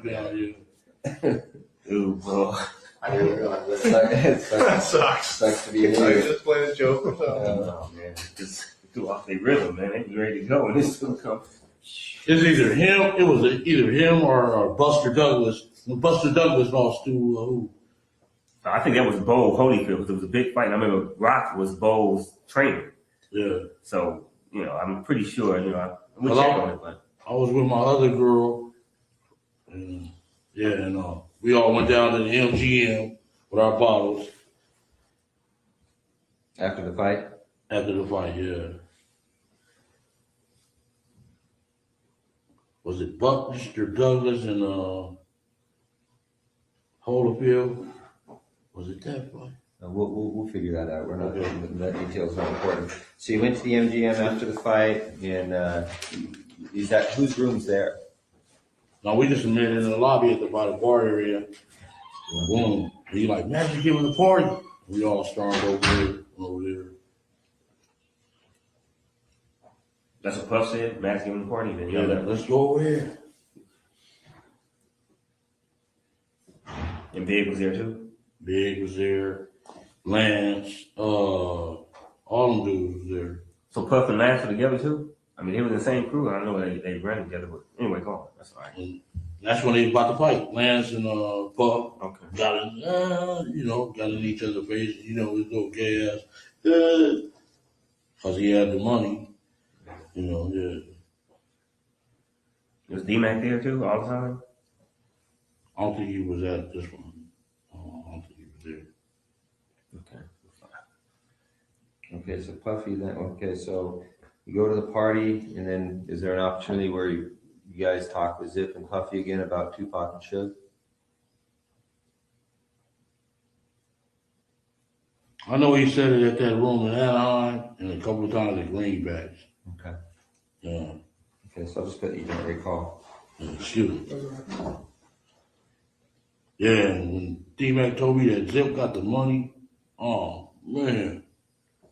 Okay, hold on. When we get to that, yeah. That's a good point. We got to work our way up.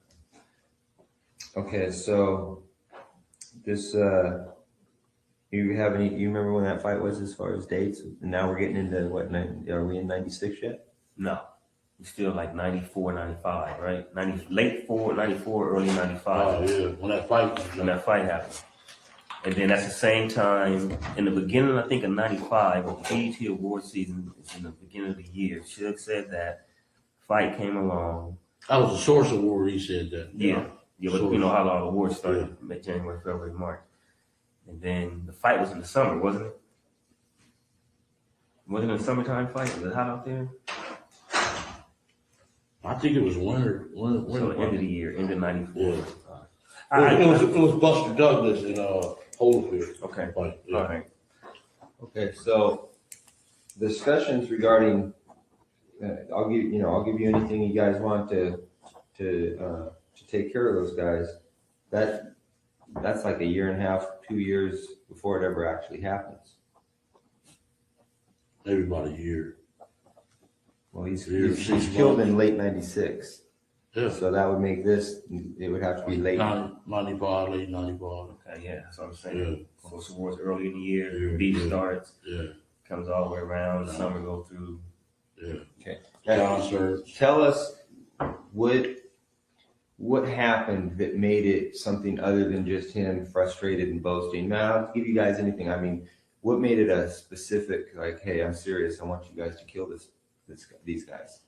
I mean, When he told me the Greenback. How'd that go? Like, what was the conversation? And who's he? Puff said. Yeah. Okay. This is specifically at Greenbacks, right? Yeah. How's it go? How's the conversation go? I mean, okay, listen, I'll do it, but I need $500,000, or I've got somebody who will do it, but I need 300. I mean, we need really specific details regarding that. Yeah, we wanted $1 million. All right, so you meet him at Greenbacks for lunch or dinner or what? This was dinner. Okay. Who else was there? All of us, Corey, everybody. And everybody's listening to this All conversation? Huh? Everybody's hearing this conversation between you and Puff? What are you talking He's talking to me. We went downstairs, because when we got there, we was laughing at him. Cause he was with this broad to suck dick, to suck every dick in there. He all hugged up, kissing with her. We was laughing like a woman. Like, man, what you laughing at, dog? Man, don't just come out here getting any broad, dog. You know? I took him downstairs and he's like, man, I gotta get rid of them dudes, man. It's gonna be a problem. Is Zip there with you? Yeah, Zip was, yeah. At that conversation. No, you weren't at the conversation, it was just me and him. So he tells you seriously, man, I need to get rid of these guys. And he's looking at you in the eyes and he's like scared. Yeah. He's scary, dude. Still is, huh? Yeah. Now, when he asked about it, he always said both of them, or he said should mostly, or he just always talking both of them? That when he had his boy on after he made the record. But before that, it was just should. Yeah. And then after Hit 'em Up came out. Yeah, that pissed them off. So he's like, kill both of them. Yeah. So there's gonna be two separate conversations then? Yeah. 3 and 4. Or, well, yeah. So was Anaheim was just about should? Anaheim was about both of them. Okay. Anaheim was about both of them. And he said it in front of all the people. I couldn't believe it. You know what I'm saying? In Anaheim? Yeah. Whole room full of Crips. You know, they go after his ass. Yeah. Okay, so he tells you I need to get rid of him. At Greenback's doing him down the stairs, and you tell him I do it for $1 million. Yeah. Then when that shit popped off, he Zip like, shit, this y'all perfect, you know. Yeah. I'm like, man, we ain't got no pistols. He came over with pistols. Okay, so he says, you tell him we'll do it for $1 million, and he's like, okay, I'll do it for $1 million. He agrees. You shake on it or something like that. Yeah. What happened? Hit him. He like, man, we'll wipe their ass out quick. You know, it's nothing. So that done, you know, that's easy. Did he front you any money or anything? No, he didn't. But after it happened, he called, what's the name? Zip. Is that us? That's us. And the broad was even calling Faith. Yeah, that's us. You know. She was done too? She was calling Zip. Is that us? That's us. I'm like, yeah, that was us. Was Keefe, was Biggie ever involved in any of these conversations about hitting Tupac? Okay, it was always just Puff and Zip. Yeah. You think he knew about it, or he was just like, whatever, he's doing his own thing? He was like doing his own thing. Lance kind of kept him kind of out the window. Yeah. So this is all Puffy's doing. Yeah. Puffy was scared of the dude. Period. Okay, so you guys make the deal for that, and then you guys aren't out in Vegas then with that intention. That's not why you're in Vegas. we've been going to the fights since Pat days, you know, the 80s. So y'all geared up to go to Vegas, and y'all was going anyway, not even knowing who else was going to be down there. Not knowing if Pac and shit was going to be down there. We ain't got no pistol. We ain't got no pistols down there, and shit, it was right there. This is a perfect opportunity, baby. That was Zip talking? Yeah. Because of what happened with Duane? Yeah. Y'all see the surveillance I got in the car with him, in the Benz. The brawl was in there first. Foxy Brown. She was in? She was in the car with him. Okay. He told her we need to handle some business. So she got out and I jumped in the car. He had a little secret compartment. The thing popped out. Okay, let's work up to that real quick. That's important. Well, but there was, he said that you were there was numerous conversations, the first one taking place in Anaheim, another one at Greenback. Yeah. What other conversations took place where you and Puffy were talking about, doing this stuff? So fucking long, man.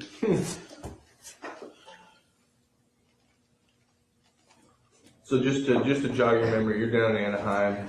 Puff gets up.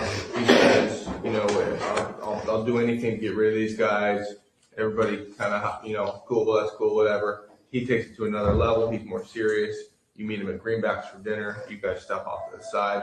He talks about, hey, how much you want? I'll give you $1 million. Yeah, we went downstairs. You say, cool. Yeah, consider it done. All right. Now, what conversations between Anaheim and that conversation, or that conversation and the incident, any more conversations in there about getting that done? On the phone or in person, either one. Does it ever call you on the phone? No. I know after it happened, he kept calling, that us. Yeah, that's us, motherfucker. Yeah. Did Zip ever try to push it like, hey, the boys still talking about, getting this done? Yeah, he just said that's our perfect opportunity. That's it. But in between, he never said nothing like he was trying to almost broker it. Like, yeah, I talked to Puffy, asked him, y'all gonna do that still. No, he didn't say that. Who brought up the amount of $1 million? Shit. He did. Puffy did? Yeah. Okay. Wasn't you? No, it wasn't me. I'm shit. $1 million out there. Yeah. Take it for 50. You know what I'm saying? Shit. So he brought up the $1 million. Yeah. Them project dudes will kill your ass for $1,500. You know what I'm saying? Shit. Tell me about that. So basically, all right, then you guys geared up to go to Vegas. Y'all had planned to go to Vegas a couple weeks, got the hotels. Yeah. And then who all driving out there? All you guys is. All of us, yeah. Zip, we had left from Greenbacks. Give me 1 second.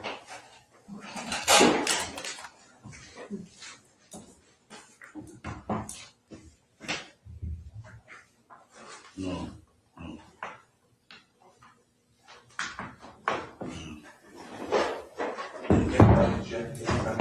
Okay, so y'all, everything good? Yeah, everything. So y'all gear up to go down there. Y'all caravan down there. Yeah. How many cars? We went to Greenbacks. It was me, Zip. So Zip drove that van. Kierny drove that van. Mm-hmm. And I drove Ken? Yeah. Okay. And I drove what was that, a Malibu or something? Not a Malibu, but a Century. What's that, by Buick? Buick Century? Yeah, I drove the Renner Century. And y'all left from Greenbacks like about what time? A couple days before? Maybe about, was it Thursday night? I think it was a Thursday night. We left from there. Friday was Saturday. Okay, it was probably Friday we left. Friday evening when Zip looked like he got picked up by a helicopter as fast as he got there for us, so once we got there, started kicking it, partying and all that old shit. Y'all staying at the Monte Carlo? Yeah. Okay. And who got the rooms for y'all at the Monte Carlo? My wife, it was in my wife's name. Okay. Y'all pay for They had comps. Lane had comps at MG, not the MGM, but Excalibur. Because of gambling. Yeah. I'm sorry, Greg. No, that's right.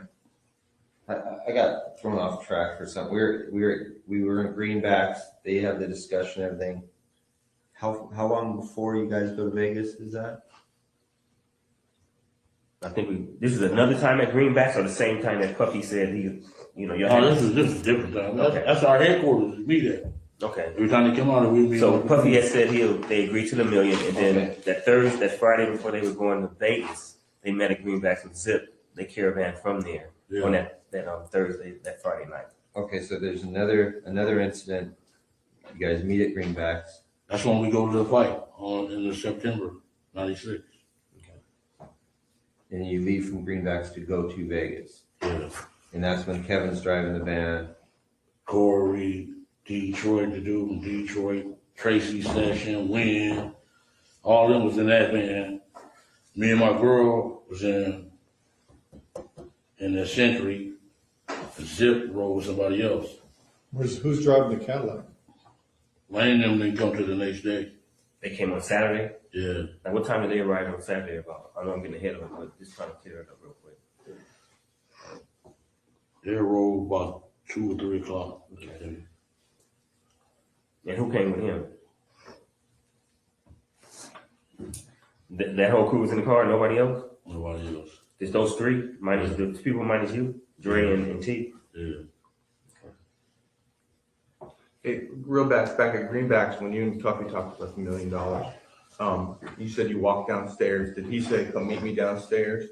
Yeah, he said, come on downstairs and talk to you. Okay. And asked me, why was we laughing at him and shit like that? I said, man, don't be coming out here just getting anything, dude. Right. If you want some bra, just let us know. So he asked you to come downstairs. Did you guys talk about anything other than that specific thing? We ordered some more bottles. then you took you, it's like a two-part thing. It's like the deli part right there, then you walk back and look for the bottles. Then they was off the rear and talking, when we looking for the bottles, got the bottle and shit. So you think, so in your opinion, the specific reason he asked you to come downstairs and talk to him was about that thing, not about liquor or anything, it was about that? Okay. Okay, so then another incident, you guys are at Greenbacks, you go to Vegas, Kevin drove the van, he's got those other guys with him, you're with a girlfriend, Lane and Dre and T Brown come the next day in the rented Cadillac. It wasn't rented, was that a rented Cadillac? Yeah. Get there about 2. Who rented that Cadillac? T Brown. Yeah, T Brown. His mom, right? Mother-in-law. Right. Okay. Staying at the Monte Carlo, you said your girl had him in her name or Paula? Paula. Okay. You all right? Good. Can I ask you a quick question? Go ahead. No, we'll get to that later. Ask it. No, that's okay. Come on, now you make us curious. Just ask. No. It was something, it's too far ahead, so I'd rather just stay intact. Like Greg was trying to write fast to get the stuff down. I don't know too far ahead. Okay, so you guys are out in Vegas. You're there the night before the fight. The next morning or the next afternoon, Lane and them guys show up in the rented Cadillac, and you guys are all at the MGM. You guys go to the fight. All right, so lead us through it from there. Okay, you meet Zip out there. Yeah, it was Zip. We all rode together. Me, Zip, Kev, and what's his name? He just took off his Benz faster than our brother. Oh, okay. So we got there. Did he stay at the same hotel as you guys? No, I think he stayed at the MGM. We like some dudes fronted his ass off right in front of us. What happened? He's like, motherfucker, this motherfucker's a snitch. We like, what? He like, yeah. Damn. What did he say? Huh? What did he say? He didn't say nothing. He just, his eyes just got big. Then the next day, we got our tickets from the little dude named Shorty. He from 60s. Shorty from 60s. How did he get the ticket? For the fight? He's a scapper. He be at every fucking, anybody can get tickets. He be at every event. And I was in prison with him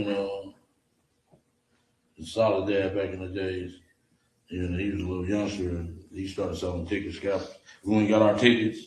Ooh. And our tickets was like separated. Lane went in, everybody else went in, then boom. We went to eat. We was eating, and man, they came and said, they just beat up Lane. What restaurant were you guys at? Where you at? You remember? You was in the hotel lobby? We was in the hotel, yeah. At the MGM at the restaurant. Was it the cafe up there or something? Huh? Went to eat after the fight? Yeah. How come Lane wasn't with you? Because we the scappers had different locations on the tickets. You couldn't get them all in one place. Yeah. So you got separated. He went his way after the fight. Yeah. And he got caught up over there. Yeah. We was ordering our food, and they like, yeah, Lane just got beat up. We're like, Where was Zip at that point? Zip was in the lobby part where you register. That's where we ran into them. Him and Richie Rich. I heard him before. I know. He's an older cat, right? Richie Rich? Yeah. Nah, he probably like 43. New Yorker? Yeah. Yeah. Is there a redheaded dude there?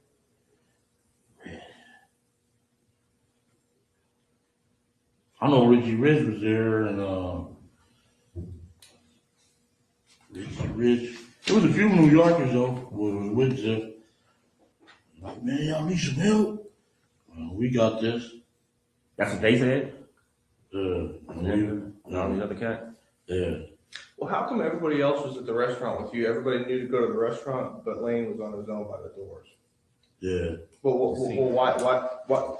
Something's missing. Why is he at the doors and everybody else is at the restaurant? We all went. He was supposed to come to the restaurant too. He just forgot or something. They seen his mother ass and beat him up. He couldn't get there. Yeah. Okay. No, in surveillance, it seems like he's standing there He's waiting. hanging out. He's hanging out. Like he wasn't on his way nowhere, walking. Y'all seen us at the restaurant? Well, yeah, they got video cameras all over them. But him, he wasn't. He was. He's like posted up. It looked like he was looking at them when they walked by. Yeah. Well, like you waiting for him, you think? I mean, I don't know.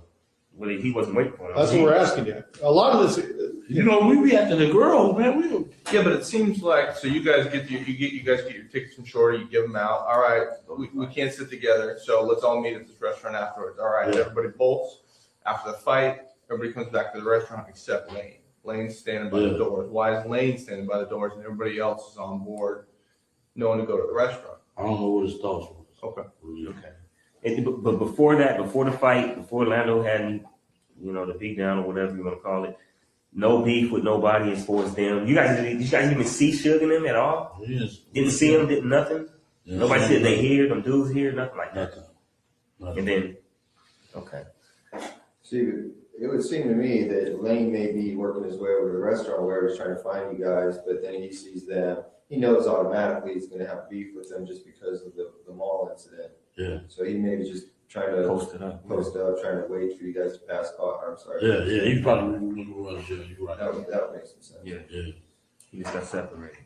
Okay. So Y'all see this at the restaurant? No, the casino was Shit, Darren was the waiter. Y'all see me? I can't believe you don't remember seeing me at the house on Compton and Bay, all that, man. I can't believe it, man. This task force has been around a long time. I can't believe you don't remember seeing me, man. I shook your hand a couple times. I'm like, what's up, man? What's up? And Really? kept moving like you knew me. And I'm like, what's up, man? How you doing? But you was just keep ED, so. Shady, man. Anyway. Y'all see us at the restaurant too? Yeah, I just forgot the name of it because it's been so, like you said, it's been so long ago. But okay. Y'all see me and Zip in the Benz too?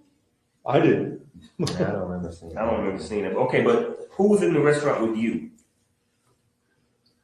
The crew, me, Bubba, all of us. Kev. Was Debbie and them hanging out with y'all at that time? No. The Vegas dudes? No, they wasn't. They knew nothing about this. Nothing about this. Y'all didn't hook up with them at all. Nobody, Qatar, Carol, KC, whatever his name is. None of them dudes. Y'all didn't hook up with none of them from We Vegas. seen KC down there. Okay. We just see Doug Carter, the other boy, Chin. Huh? There. You know, T.R. Yeah. He just got like 5 victory.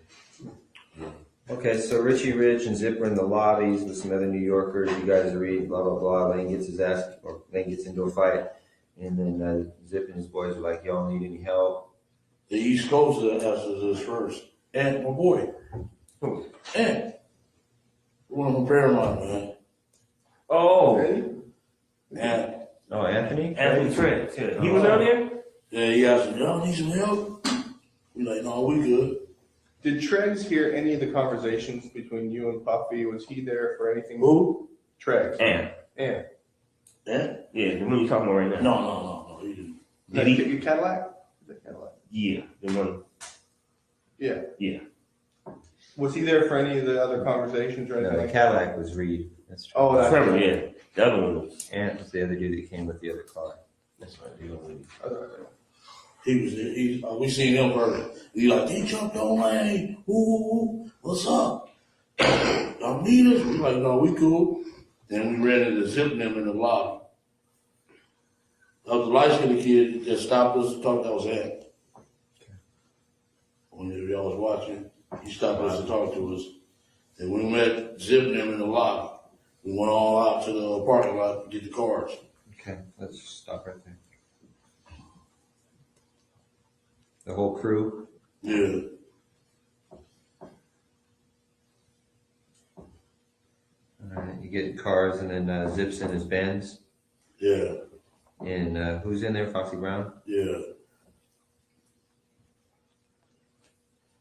And does she get out or he tells her to get out or what? Yeah, he told me to get the handle something.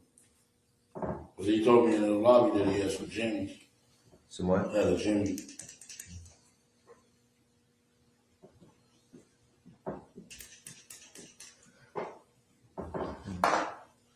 You need one? And you get in with Foxy Brown was sitting in the front seat. Yes, and she got out. She was wearing pink, little pink thing, and I jumped in the car. He gave me the gym. Who was Lane and all them? I'm sorry, Greg. He was waiting on the cars. So they was in the valet waiting for the cars. You had already gotten in his car. Where does he get the gun from in the car? A little secret compartment. Popped up Pop up, yeah. in the armrest? Yeah. He gave it to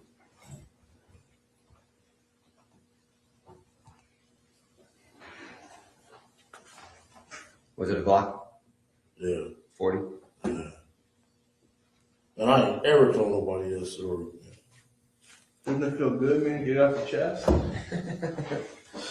It's been weighing you down, man, for 20 years. I don't know who can I ask you one question though? Oprah's gonna be like, Mr. Davis, we really appreciate it. And then you give me like this, to read my book. Hey, I just want to ask one thing though. One thing. Y'all heard that story before though, or I told you.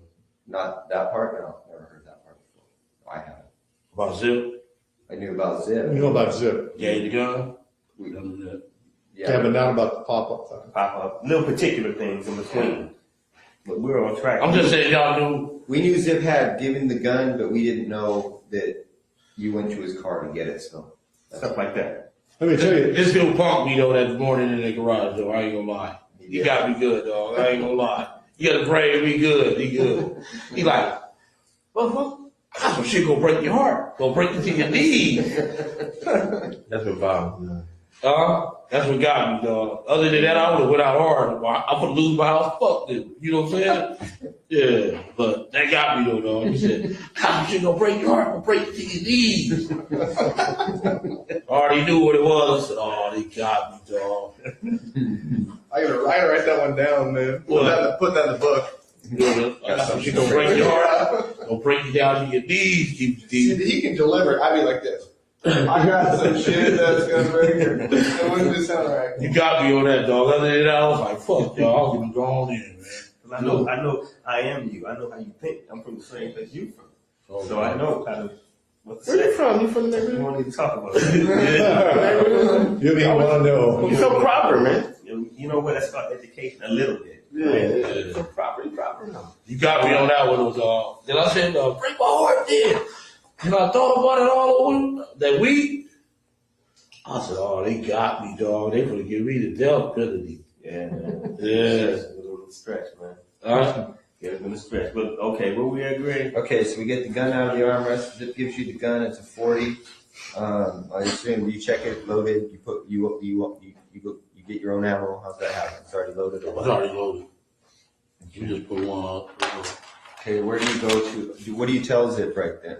What's that? Do you tell Zip, hey, we're gonna go handle this shit or whatever? Yeah, they asked like, do y'all want us to come?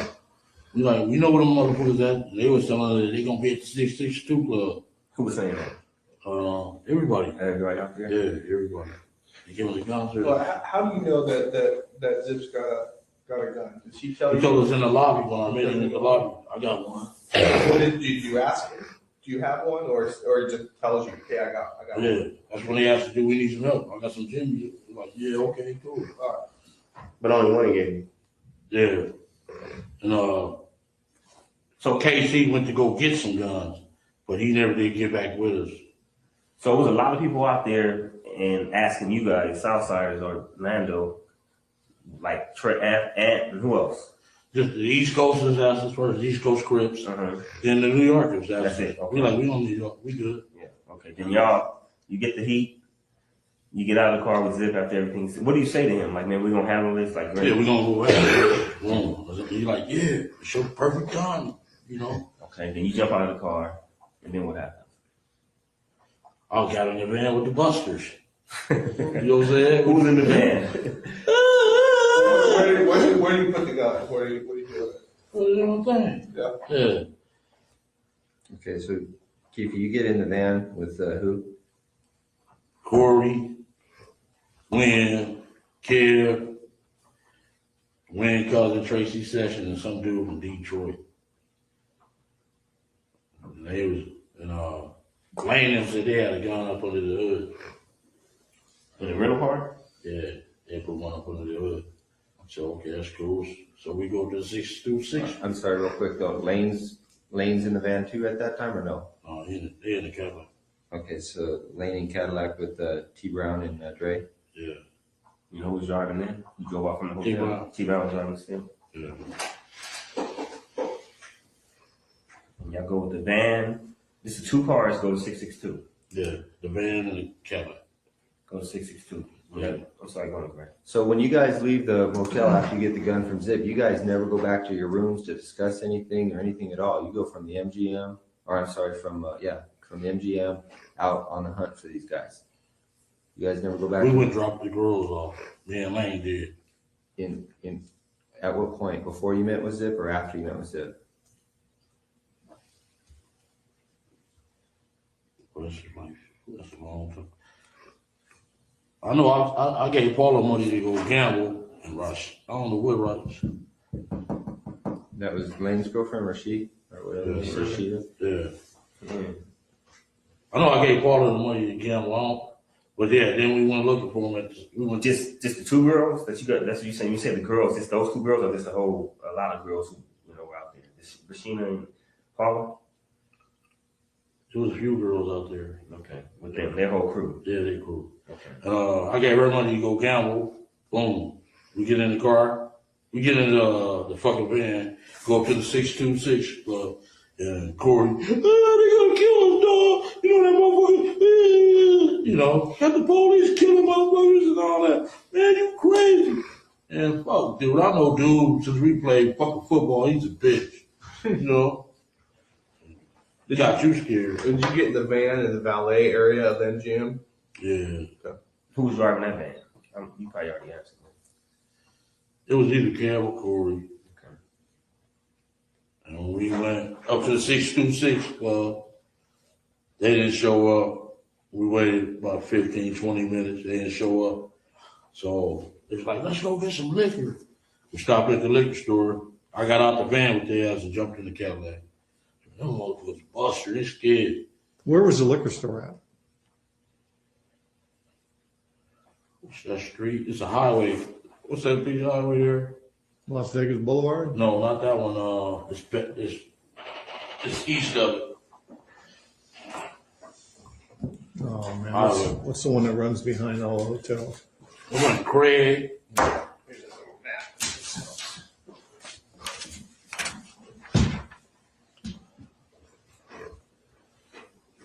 They may or may not be on that map.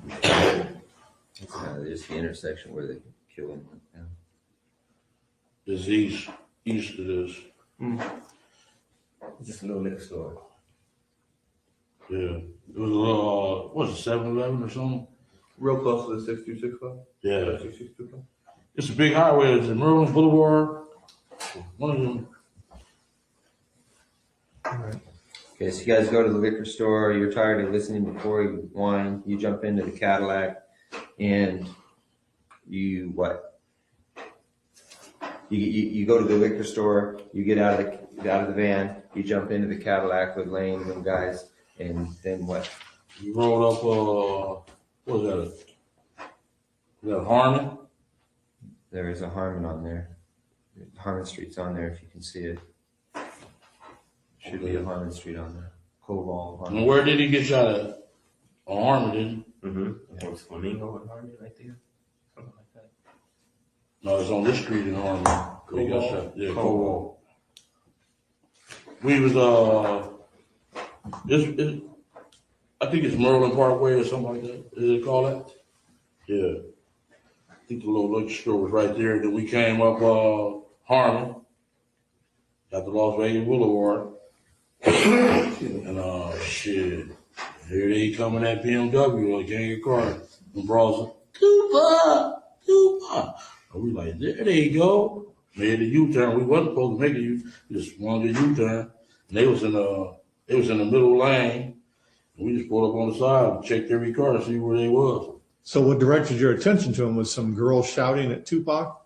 Tupac. He gave himself away. Otherwise, they would have got away. He all hanging out. You know how he do. Oh, they go.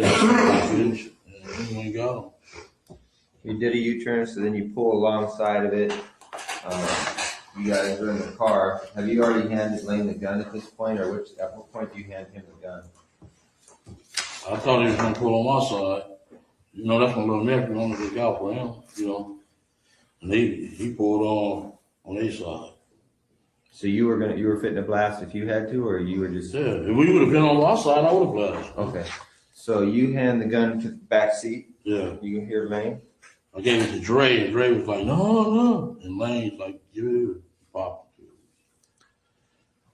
Now, when you first talked to you a few weeks ago, you did say that Orlando was behind the driver. Is that right? No, Orlando was behind me. Okay. Dre was behind the driver. Okay. So when you passed the gun, you passed it to Dre? Yeah. Okay. He was the closest to him. He you know. They didn't want no part of it? Yeah, he was scary. All right. I know he would be scary, but when I got out of jail, he said he was a bad motherfucker. Right. Yeah, like, is that right? He used to feign all that shit. All that shit. Oh, what we gonna do? Could be Duke had his girlfriend like to kill him. Huh? His girlfriend killed him, didn't she? No. I think you're. No, she did. He just had a sinus problem. Okay, so Lane, so you guys pull up alongside. This is essentially, I think, what.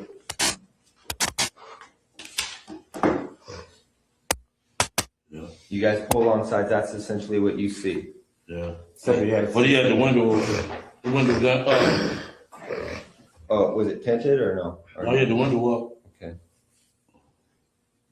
So he wasn't out yelling at the girls at that time? No, he was there, rolled back up the window when he went on up the street. Okay, Lane starts blasting. You say Suge looks over, he sees you. Yeah. He looks right at you. Yeah, he looked at me. Okay. Why are you looking right at me? Fucking known each other since we were 7, 8 years old. When he looks over at you, and then, Tupac's busy getting shot. Evidently, the story is Tupac's trying to either get out of In the the back seat or something. Yeah, what do you see happening inside of their Jumping car? in. I seen a bullet going Suge head. I thought he was dead. You see He his wasn't head? straight. He was something in the head or something. He a piece of glass went into his neck right here. And he had a thing in his head. Yeah, a too. little grave. Yeah, he got a grave. Yeah, I thought he was dead. Okay. So, I'm sorry, did you guys stop the the bowler stop the car and just let him get off? Yeah. Then we made the right. Okay, but he stopped what you said, while he boom, boom, boom, got off, then took off. And we made the right, and some bras in the sea breeze was following us. Stupid bitches. And we shot their window out, and they stopped. So Tupac's trying to jump in the back seat. And what Suge doing? Just ducking? Ducking. He couldn't really duck because he was too big. You know? Yeah.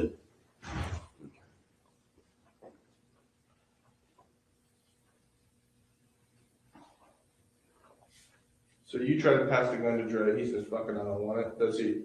And then you say, fucking, Orlando takes it? Yeah. Or wait, you give it to Dre, and Dre gives it to Orlando. Yeah. Exactly. Yeah. Dre didn't want to do it. And Dre's doing like this when he's shooting, is when he's getting off? Yeah. Leaving back? Yeah. And once we got out of the car, he was acting like a bitch. Then I was like, get a hold of yourself, bitch. Right? Fuck, yeah. What was he saying? Oh, what we gonna do, big on here? Man, shut the fuck up, bitch. What's wrong with this, Well, where did you go after the shooting?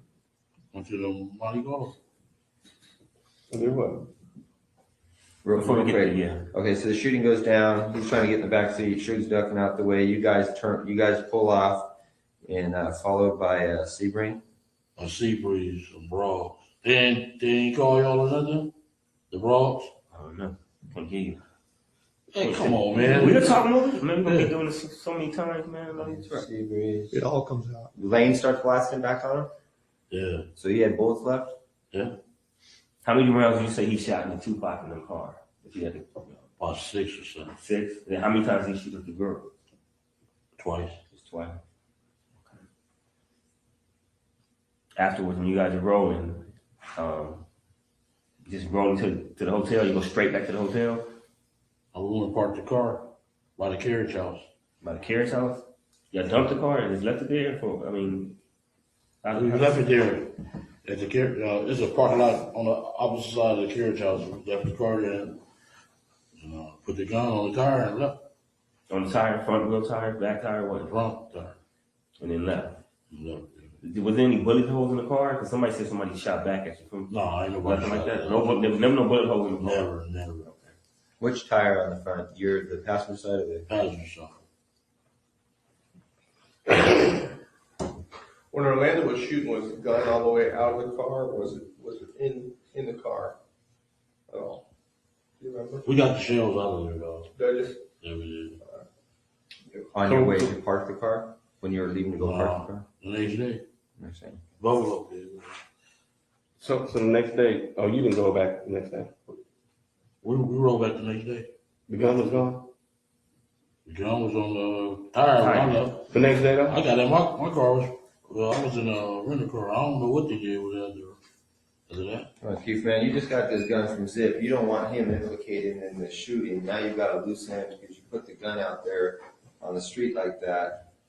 Could come back to Zip because we don't know and you don't know at this time whether it's registered to him, his people, whatever. That's kind of lame. No, that's not. He don't give a fuck about Zip. Yeah. He just No, at that time. No, he don't think like, you know what I'm saying? He ain't thinking like that. Well, why would you leave a gun? He's not thinking like, y'all thinking intelligent. Outside Las They ain't Vegas, thinking like that. you just killed, they just did a big murder. They're not thinking like that. You want the truth or you want me to tell you a lie? You want me to lie? No, I want the truth. Okay, we left the fucking gun on the tire, dude. That's all. That's all.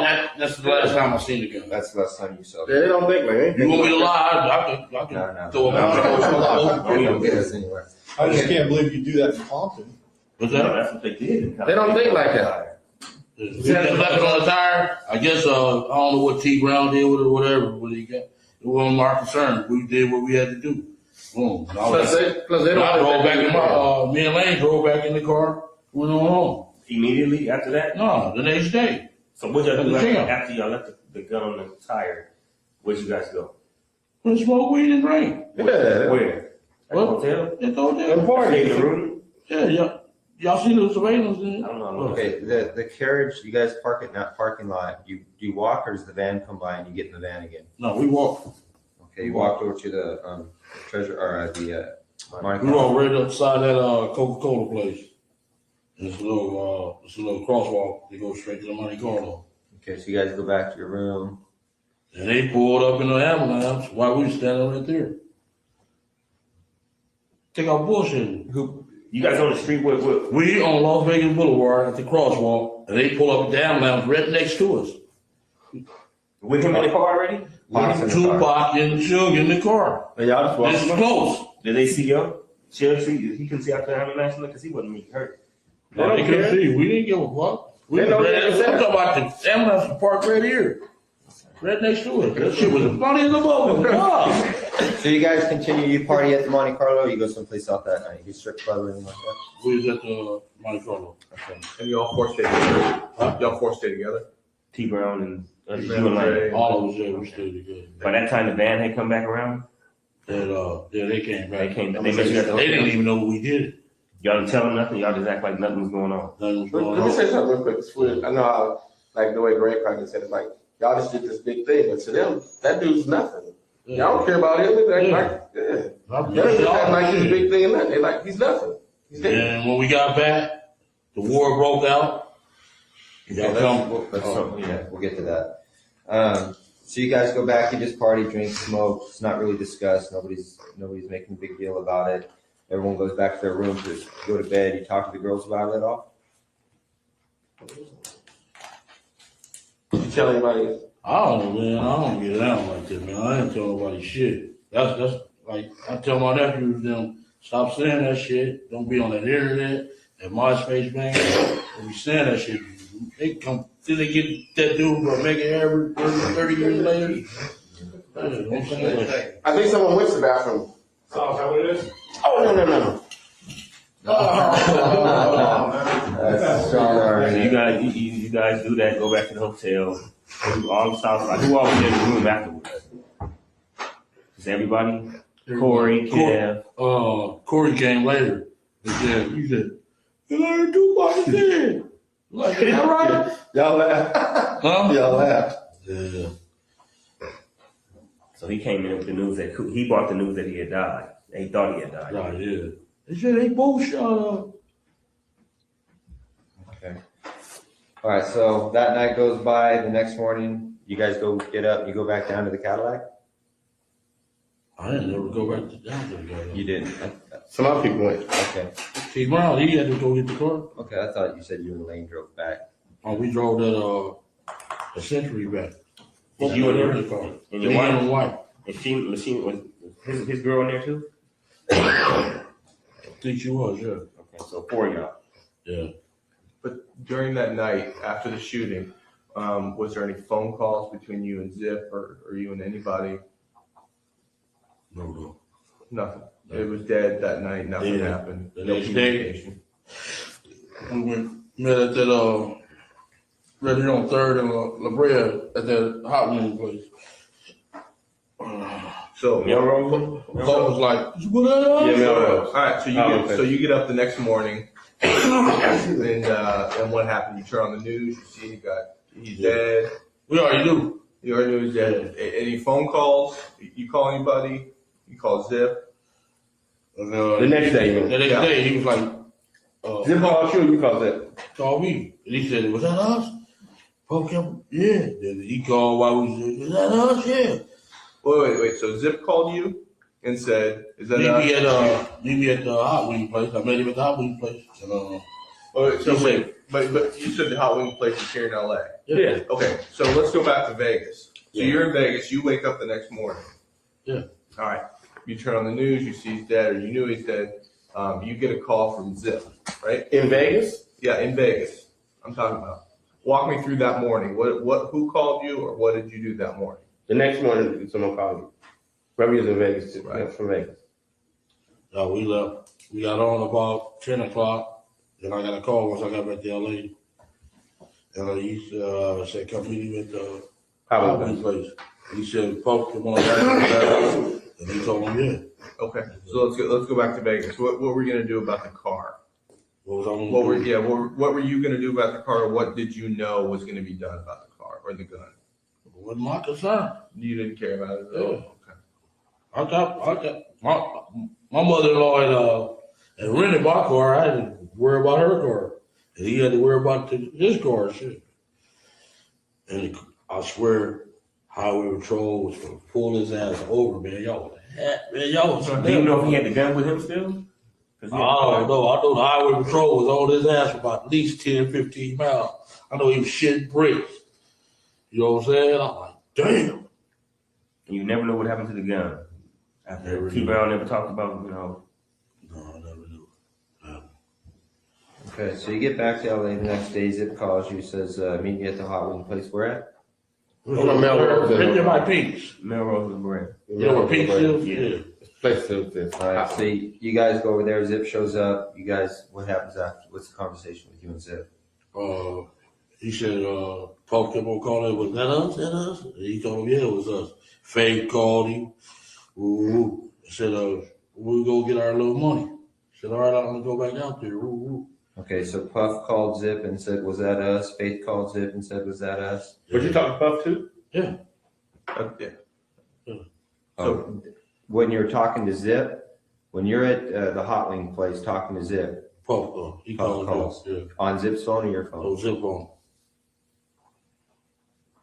And Zip gives you the phone? Yeah. Okay. People said, "Was that us?" Zip was like, "Yeah, that's us." So everybody was happy. Yeah, no, they wanted, we needed some money, man, because y'all raided our house and took all our guns. You know what I'm saying? So that when you talk to Puff on the phone, does he ask you, "Was that us?" Yeah. And then you say, yeah. What's his response? He was happy as hell, shit. And did you ask him then about his money? About your money, I mean? When you gonna get paid or whatever? No, I have to say that on the phone. Zip, go get our cash. Yeah. Zip line handled that part. Yeah. Okay, so you tell Zip we need to get paid. What does Zip say? "I'm gonna go back home and handle it." Yeah, I'll get back with y'all. Yeah. I said they just took raided our house and took our guns and all that shit. So, yeah. Okay. The raids occur. Then I gave a beating. That was stupid as hell. For the south side, we gave a beating, and all them motherfuckers told everything. Well, that's when everybody in the whole hood started. You guys. Yeah, man. I shouldn't have did that. That was the fucked upest move I ever made. And was that after the guns were taken from the hood? And, police was raiding the houses, or was it before? It was before our. I don't remember. I know we gave a meeting at the park at Cerritos. Them bitches went and told everything, man. And everybody, both clicked. I mean, it was a temple and whatever. All of us clicked. Yeah, all clicked right together. Yeah. Yeah, man, a park in Cerritos. What's the name of that park? Regional Park on Belleville. It's all in that first affidavit anyway. We read all that shit. Okay, so you called the meeting though? Yeah. Okay. We read that whole affidavit. You know what I'm saying? We know what's up. So you called the meeting to discuss the incident? Yeah. Okay. And then and everybody like, we heard you got your $1 billion, man. We gonna kick in. You don't get your punk ass out of my face, bitch. You know? Right. Yeah.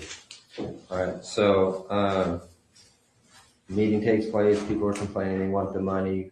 You at some point you reach out again for Zip, or how do you try to get paid? I kept calling his ass. The next time we seen him was where was his ass at? Was he avoiding you? Yeah. We met him at Roxbury.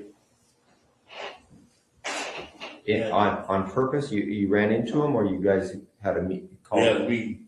Who set that up? I did. So you called Zip. You finally got a hold of him. You told him I let He said I'm back out here. Meet me at Roxbury.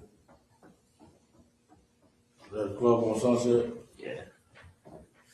They was shooting pool, and them Don Woo Riders ready to beat their ass. Who's that? Zip who else? Zip, D-Mac, who was that? Fleetwood. Fleetwood? Yeah. Do they hang out with Flint? Yeah. Was Flint out by then? No. Okay, then y'all meet, and then what? We meet? Now, when you have a meeting, is D-Mac and Fleetwood all of them there with you guys? No, it was just me and him. I was talking to him. What's up with the cat? And he ain't gave it to me yet. And D-Mac told me that shit. He said, man, Zip got that money. He like, huh? He say that like though, because you thought he was still trying to get the money, right? Yeah. I'm talking about he told me this past summer. What's they fell out behind all that shit. When you guys met at the Roxbury, how long, how much time passes I'm sorry. After that, after Halloween place? No. After the shooting in Las Vegas, how long is it before you guys meet at the Roxbury?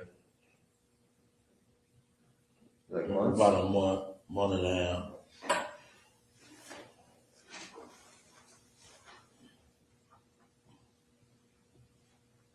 And so he tells you that Puffy hasn't paid him yet, right? Yeah. All right. And what do you tell him? That What's up? I need money. Yeah. We need money, motherfucker. They took our guns, all that shit. We need some money. And you want to got millions and more than, And your business shut down, you wasn't doing no business, nothing. Y'all ran my Colombian out of town, man. I mean, we did. We should have did that shit. We shouldn't even met Puffy. We should have just stayed rolling, man. Y'all was on my ass since '93, though. Gave us a good run. Yeah. Okay. So you at what point do you lose touch with Zip when you just realize you're not going to get paid? At some point you realize. Once y'all got on our ass, man, that watch shit. I was on our ass, man. Okay. So 96 comes and goes, 97, then you end up you pick up that case. 97. Man, y'all after that shit happened, we couldn't breathe. You know that. Y'all put the heat on our ass like a motherfucker. Okay. And then so you end up going to prison. Yeah. Since you've been out of prison, have you talked to Zip? Not one time. And then what about Puffy? Not one time. Okay. I tried to call him several times though. That little daddy out shit. You left messages? Hell yeah. They didn't call back. I think if he would have just gave us half the money, you know what I'm saying? I would stay strong like fuck it. Okay, so a couple months ago, you say you run into DMAC. And DMAX tells you. I like, man, call your boy, you know. Cause they went to Howard together or something. I like, man, call your boy. He like, man, what's that still, man? What's Zip behind that shit? Zip got that money. I'm like, what? He like, yeah, man, dude gave Zip the money. Where'd you run into DMAC at? What street is that? By your boy, the tall guy with the Cadillac truck. What street is that off of? Florence? The blue Cadillac truck, man. Oh. I'm at a lot. 1, 2. The 900 pounds. I don't know. Oh. You got a lot on my mind, just like you, man. No, off of Topanga. I met him off of Topanga at the 76 station. Yeah, Cadillac truck. Anything? Oh, yeah. Huh? No. You know what guy I'm talking about.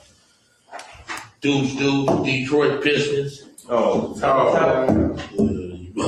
Oh, out there in the valley. That's where you run into Darius. Okay. Yes, the bitch. Let me tell you what he did to me. I'm gonna tell y'all another thing. I knew something. Did I tell y'all? On the 40-some-thousand. This motherfucker, I threw the money in the back thing. The motherfucker say, hey, let me talk to you, dog. I went over there and talked to him, and here y'all come. I said, this motherfucker. I'm up on all that shit, dog. I said, this motherfucker got my money cracked. As I was thinking about it. He said, man, let me talk to you. Man, if the police hanging out in front of your house like that, I'm like, yeah. I said, man, that sound like the Fed. He like, yeah. I'm like, yeah. And showing up. Here come the car from by the school, and here come the other one off of Glencoe. The car off the school threw us off. I said, oh, here come the popo. I jumped in the car, and here come that other car. Woo! Ah! Stopped right at me, man. And grabbed him, and he like, man, look at the gun, look at the gun. I'm like, you going to jail, dude. And he like, yeah, dude. Handcuffed his ass, put him in another car, and let him go before us. I said, oh, that motherfucker snitching, man. Tell you, I'm up on all that shit, man. Y'all shit is easy, though. I swear. Yeah, they handcuffed me for it. Huh? Let him go with his gun.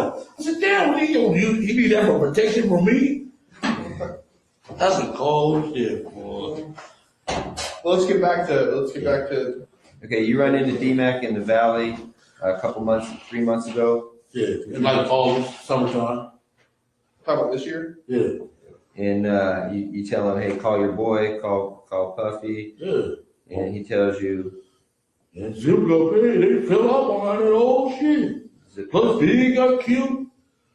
I said, shit, I better not see his ass. Okay, they fell out behind what? Behind the money. They behind Big. Big got killed 6 months later. I thought y'all had a store. I'm missing something. Yeah. Puffy and Zip fall out. Right? Behind him making the payments to Zip.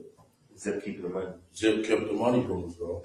And he didn't give it to them, and then Big got killed. Yeah, all that. I thought y'all had. Y'all had our back. How do you suppose Puffy found out that Zip didn't pay you guys? How does Puffy know? I guess he knew. When, I guess. When seen him a couple of times. Yeah. Oh, no, he seen the warrior. Oh. At one of the Snoop parties out there.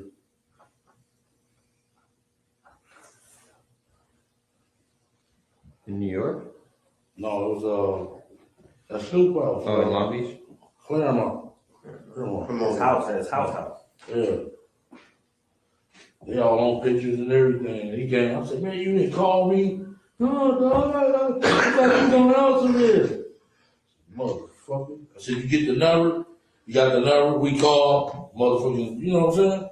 Well, I would see his ass, man. Give me the jewelry and everything, you know? Stupid motherfucker. Okay, so Zip doesn't pay you. Puffy's pissed off because Puffy did make the payment. You have any idea what amount of money Puffy paid? D-Man didn't say it. Okay, so DMAC tells you they fell out of me on that whole thing. You think that Wynn had probably talked to Puffy about the money at one of these Snoop Dogg parties? I said he didn't. He just gave him the number. I heard Kiwi out. We got a number. We called him up with a number. Phone call. Puffy gave Wynn his number? Yeah. I said, you let him give you a number? That was so stupid. Why you get the jury to be all, you know what I'm saying? Collateral. Yeah. Okay. But you left a message when you get the number? What? You called and left a message? Yeah, he ain't answer. The man got about 50 phones. He can throw that shit away. The phone's easy, man. All right. And what about you? You also said that that Kane told you something about Zip. Yeah, he said Zip got the money. They fell out. When was that? When did Kane tell you that? When did I get out on that violation? That was 2005. Kane's name is Gregory. Yeah. How about Pete? How much time they gave Pete? Pedro Hill? Yeah. Shit, I think he got 5-6 years, didn't he? Ooh. Oh, yeah, hurt. Well, this is a cold dude, man. The game ain't right. I advise everybody to quit, dude. Where were you when Kane told you? Is this when you were back in Richmond or? Care about it. Oh, I only went out there one time. They said I stole $10,000. I said, bitch, I stole $10,000. No, that's your brother saying that. That's not Yeah. Kevin. Yeah, stupid ass motherfucker. You don't know I'm saving his life. $10,000. Oh, you know about that too, huh? Yeah. Okay, so Kane tells you you're over at Kev's house 2005. Kane tells you, man, Zip got that money. How does Kane know Zip? Just from out there in New York. Just the New York connection? Yeah. Everybody knows Zip. Zip's big and a mother out there, man. Yeah. Now, you know Kane's on the run, right? He on the run? Yeah. Oh. You have any contact with him at all? I thought his ass was snitching because he got caught with 12 keys. Yeah, he bugged out on that. He did? Yeah. I ain't got no company. He be up in Baltimore. But they're by that school. By the way, do you know if Gregory Brooks, if his people back in Baltimore are the Brooks brothers that were in the newspaper like a couple years ago behind that big bus? No. You don't know if that's his brothers? No. Gregory, that's my cousin. Okay. Yeah, I know he was sending stuff to Baltimore, but wasn't he, the Brooks brothers from Baltimore, you don't know who they are? No, he ain't. Okay. His brother named Garfield. He phone company, man. Gregory quit. Gregory, Craig, all of them. All my older brothers and shit quit that shit. Yeah. My grandsons, both of them in jail. One of them in jail. Right? Yeah. They got banging and stuff. Huh? Y'all is up our ass, huh? Yeah, man. Lil Lane better watch out. Craig's brother, he out there. Why you gonna stop him from doing what he doing? He out there banging and stuff, man. Who? Craig's little brother. They call him Lil Lane or whatever. Craig's son. They call him Little Lane? Something like that. No, they don't. Mando or some shit.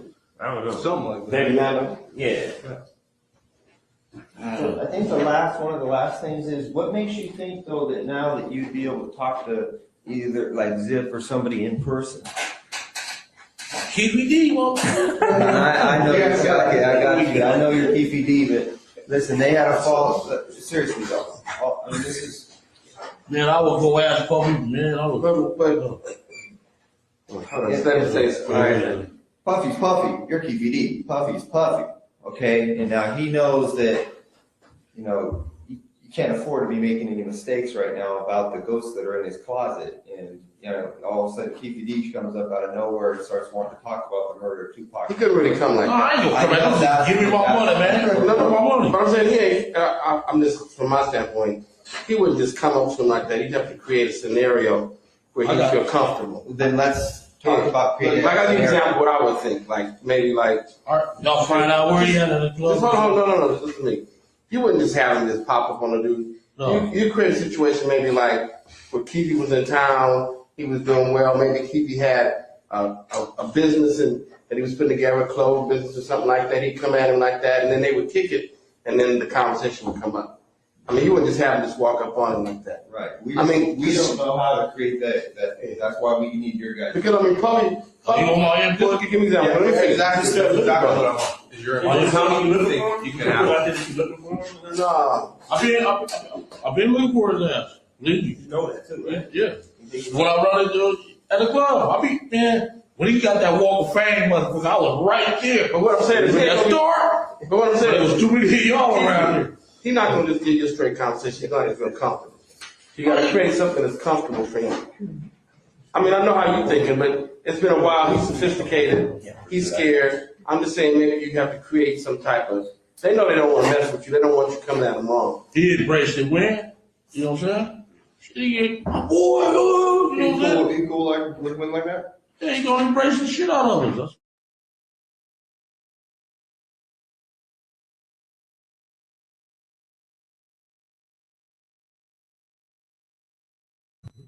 I have no idea what just happened to the audio.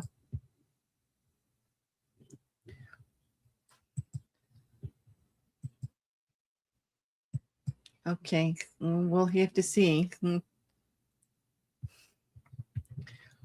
me check. Let me check the feed.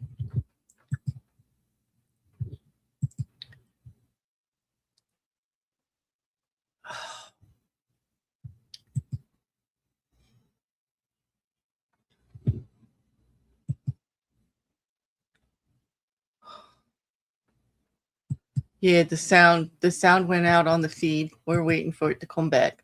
Sorry, guys. It's not me, it's the feed. At least we have the conversation on the screen. Those of you that are looking or watching instead of just listening. And wow.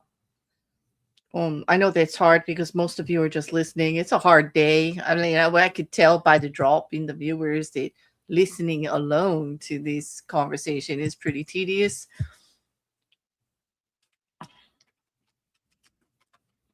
The bad call on my part to go live today. This is the second really tech problem that we've had. And it is pretty monotonous. My apologies, mods. Seriously.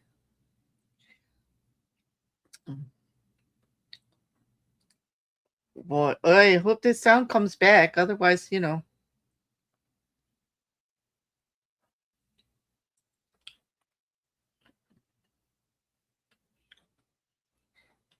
They're actually talking about Sean Combs, you know, wanting this done, offering money. How Yeah, you be in a restaurant. There we go. Then I was seeing this little commercial. I'm like, you Thank goodness. motherfucker. You know what I'm saying? I'm Caleb or No, he got me in trouble the first time. Didn't he though?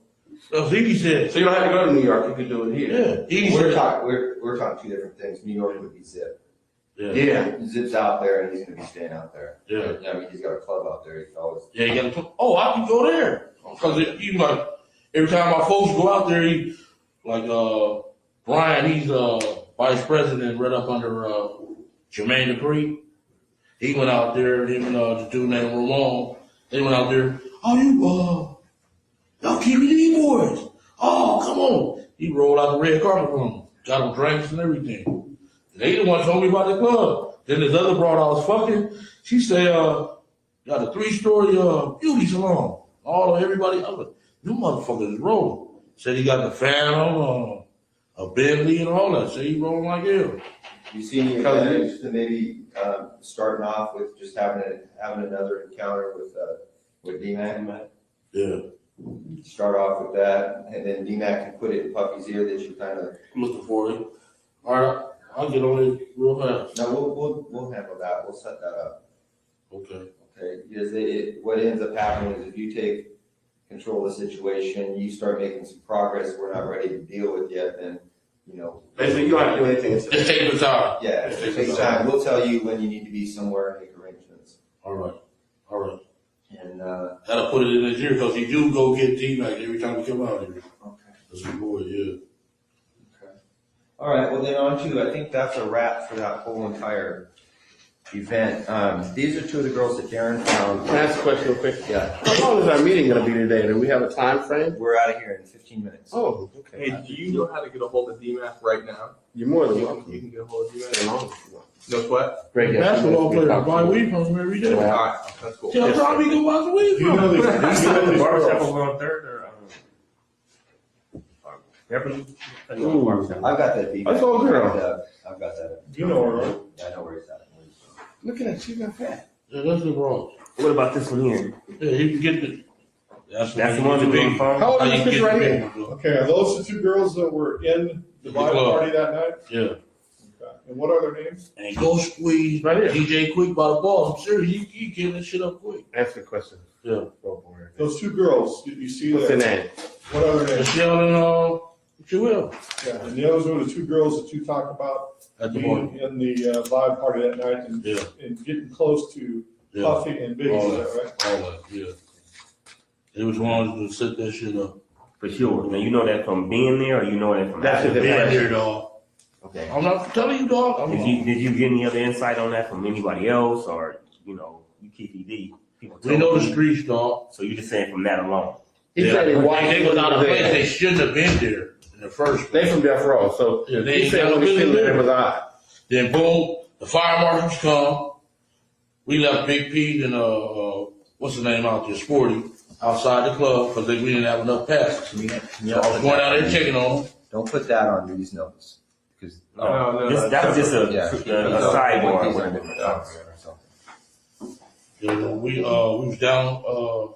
Fire marshal was down there, and Big Pete and Sporty from Great Street was down there, and I went down there to check on them. Then the fire marshal said they was gonna close the place. Blood was out there. It was ready, dog. We gonna get into all that another time, man. But that's some stuff we got to touch on too. Yeah. This is a pictures in there. All right, get your freaking flyer tomorrow ready. All right. What's that chat? I'm gonna see you sooner or later. So One last thing. See me. Come on. I'm gonna see you sooner or later, man. You and Eddie were Sellies, right? Yeah, we talking. Where were you guys? That was in.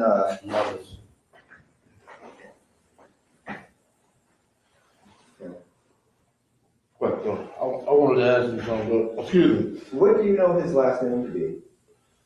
Sammy. Huh? Sammy. Samuels.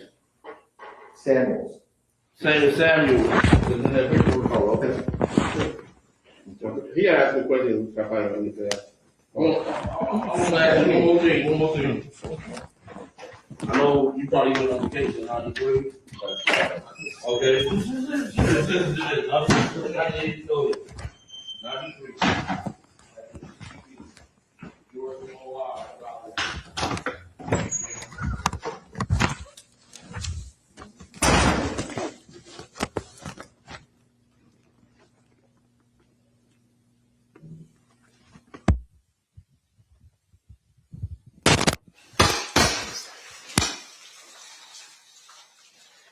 Okay, it appears as though Exhibit 117 is now over. Anything else that you wanted to present today, State? No, 2009 is not as long, but I think we just give them a break. Okay, sounds good. At this time, we will recess for the evening. We're coming back at 9 a.m. tomorrow.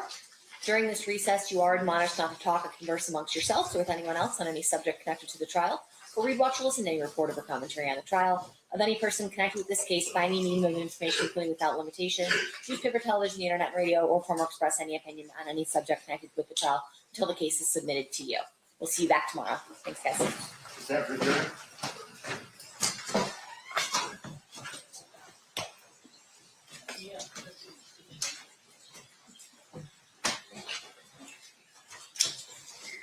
Yeah, that looks like it's it for the day, guys. And I agree with the chat.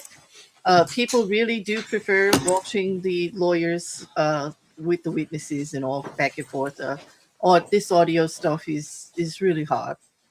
Yeah, it's interesting and it's important to the case. I get all that, but it is really hard to keep everybody interested. The record jury has exited. Anything we need to address outside the presence? Nothing from the state. Okay, we'll be in recess. Thank you, everyone. Have a good night. All right, so that's them for the evening. Okay, there you go. All right, so everybody have a great night. Thank you for those who kept me company during what was possibly a lot of big tech issues back and forth and the feed jumping and the sound going out and all of that horrible, horrible crackling that was coming through from their feed in the beginning and like really offensive to the ears. Not exactly a good feed today. I agree. And as we saw with the numbers, it pretty much like everybody just nodded out.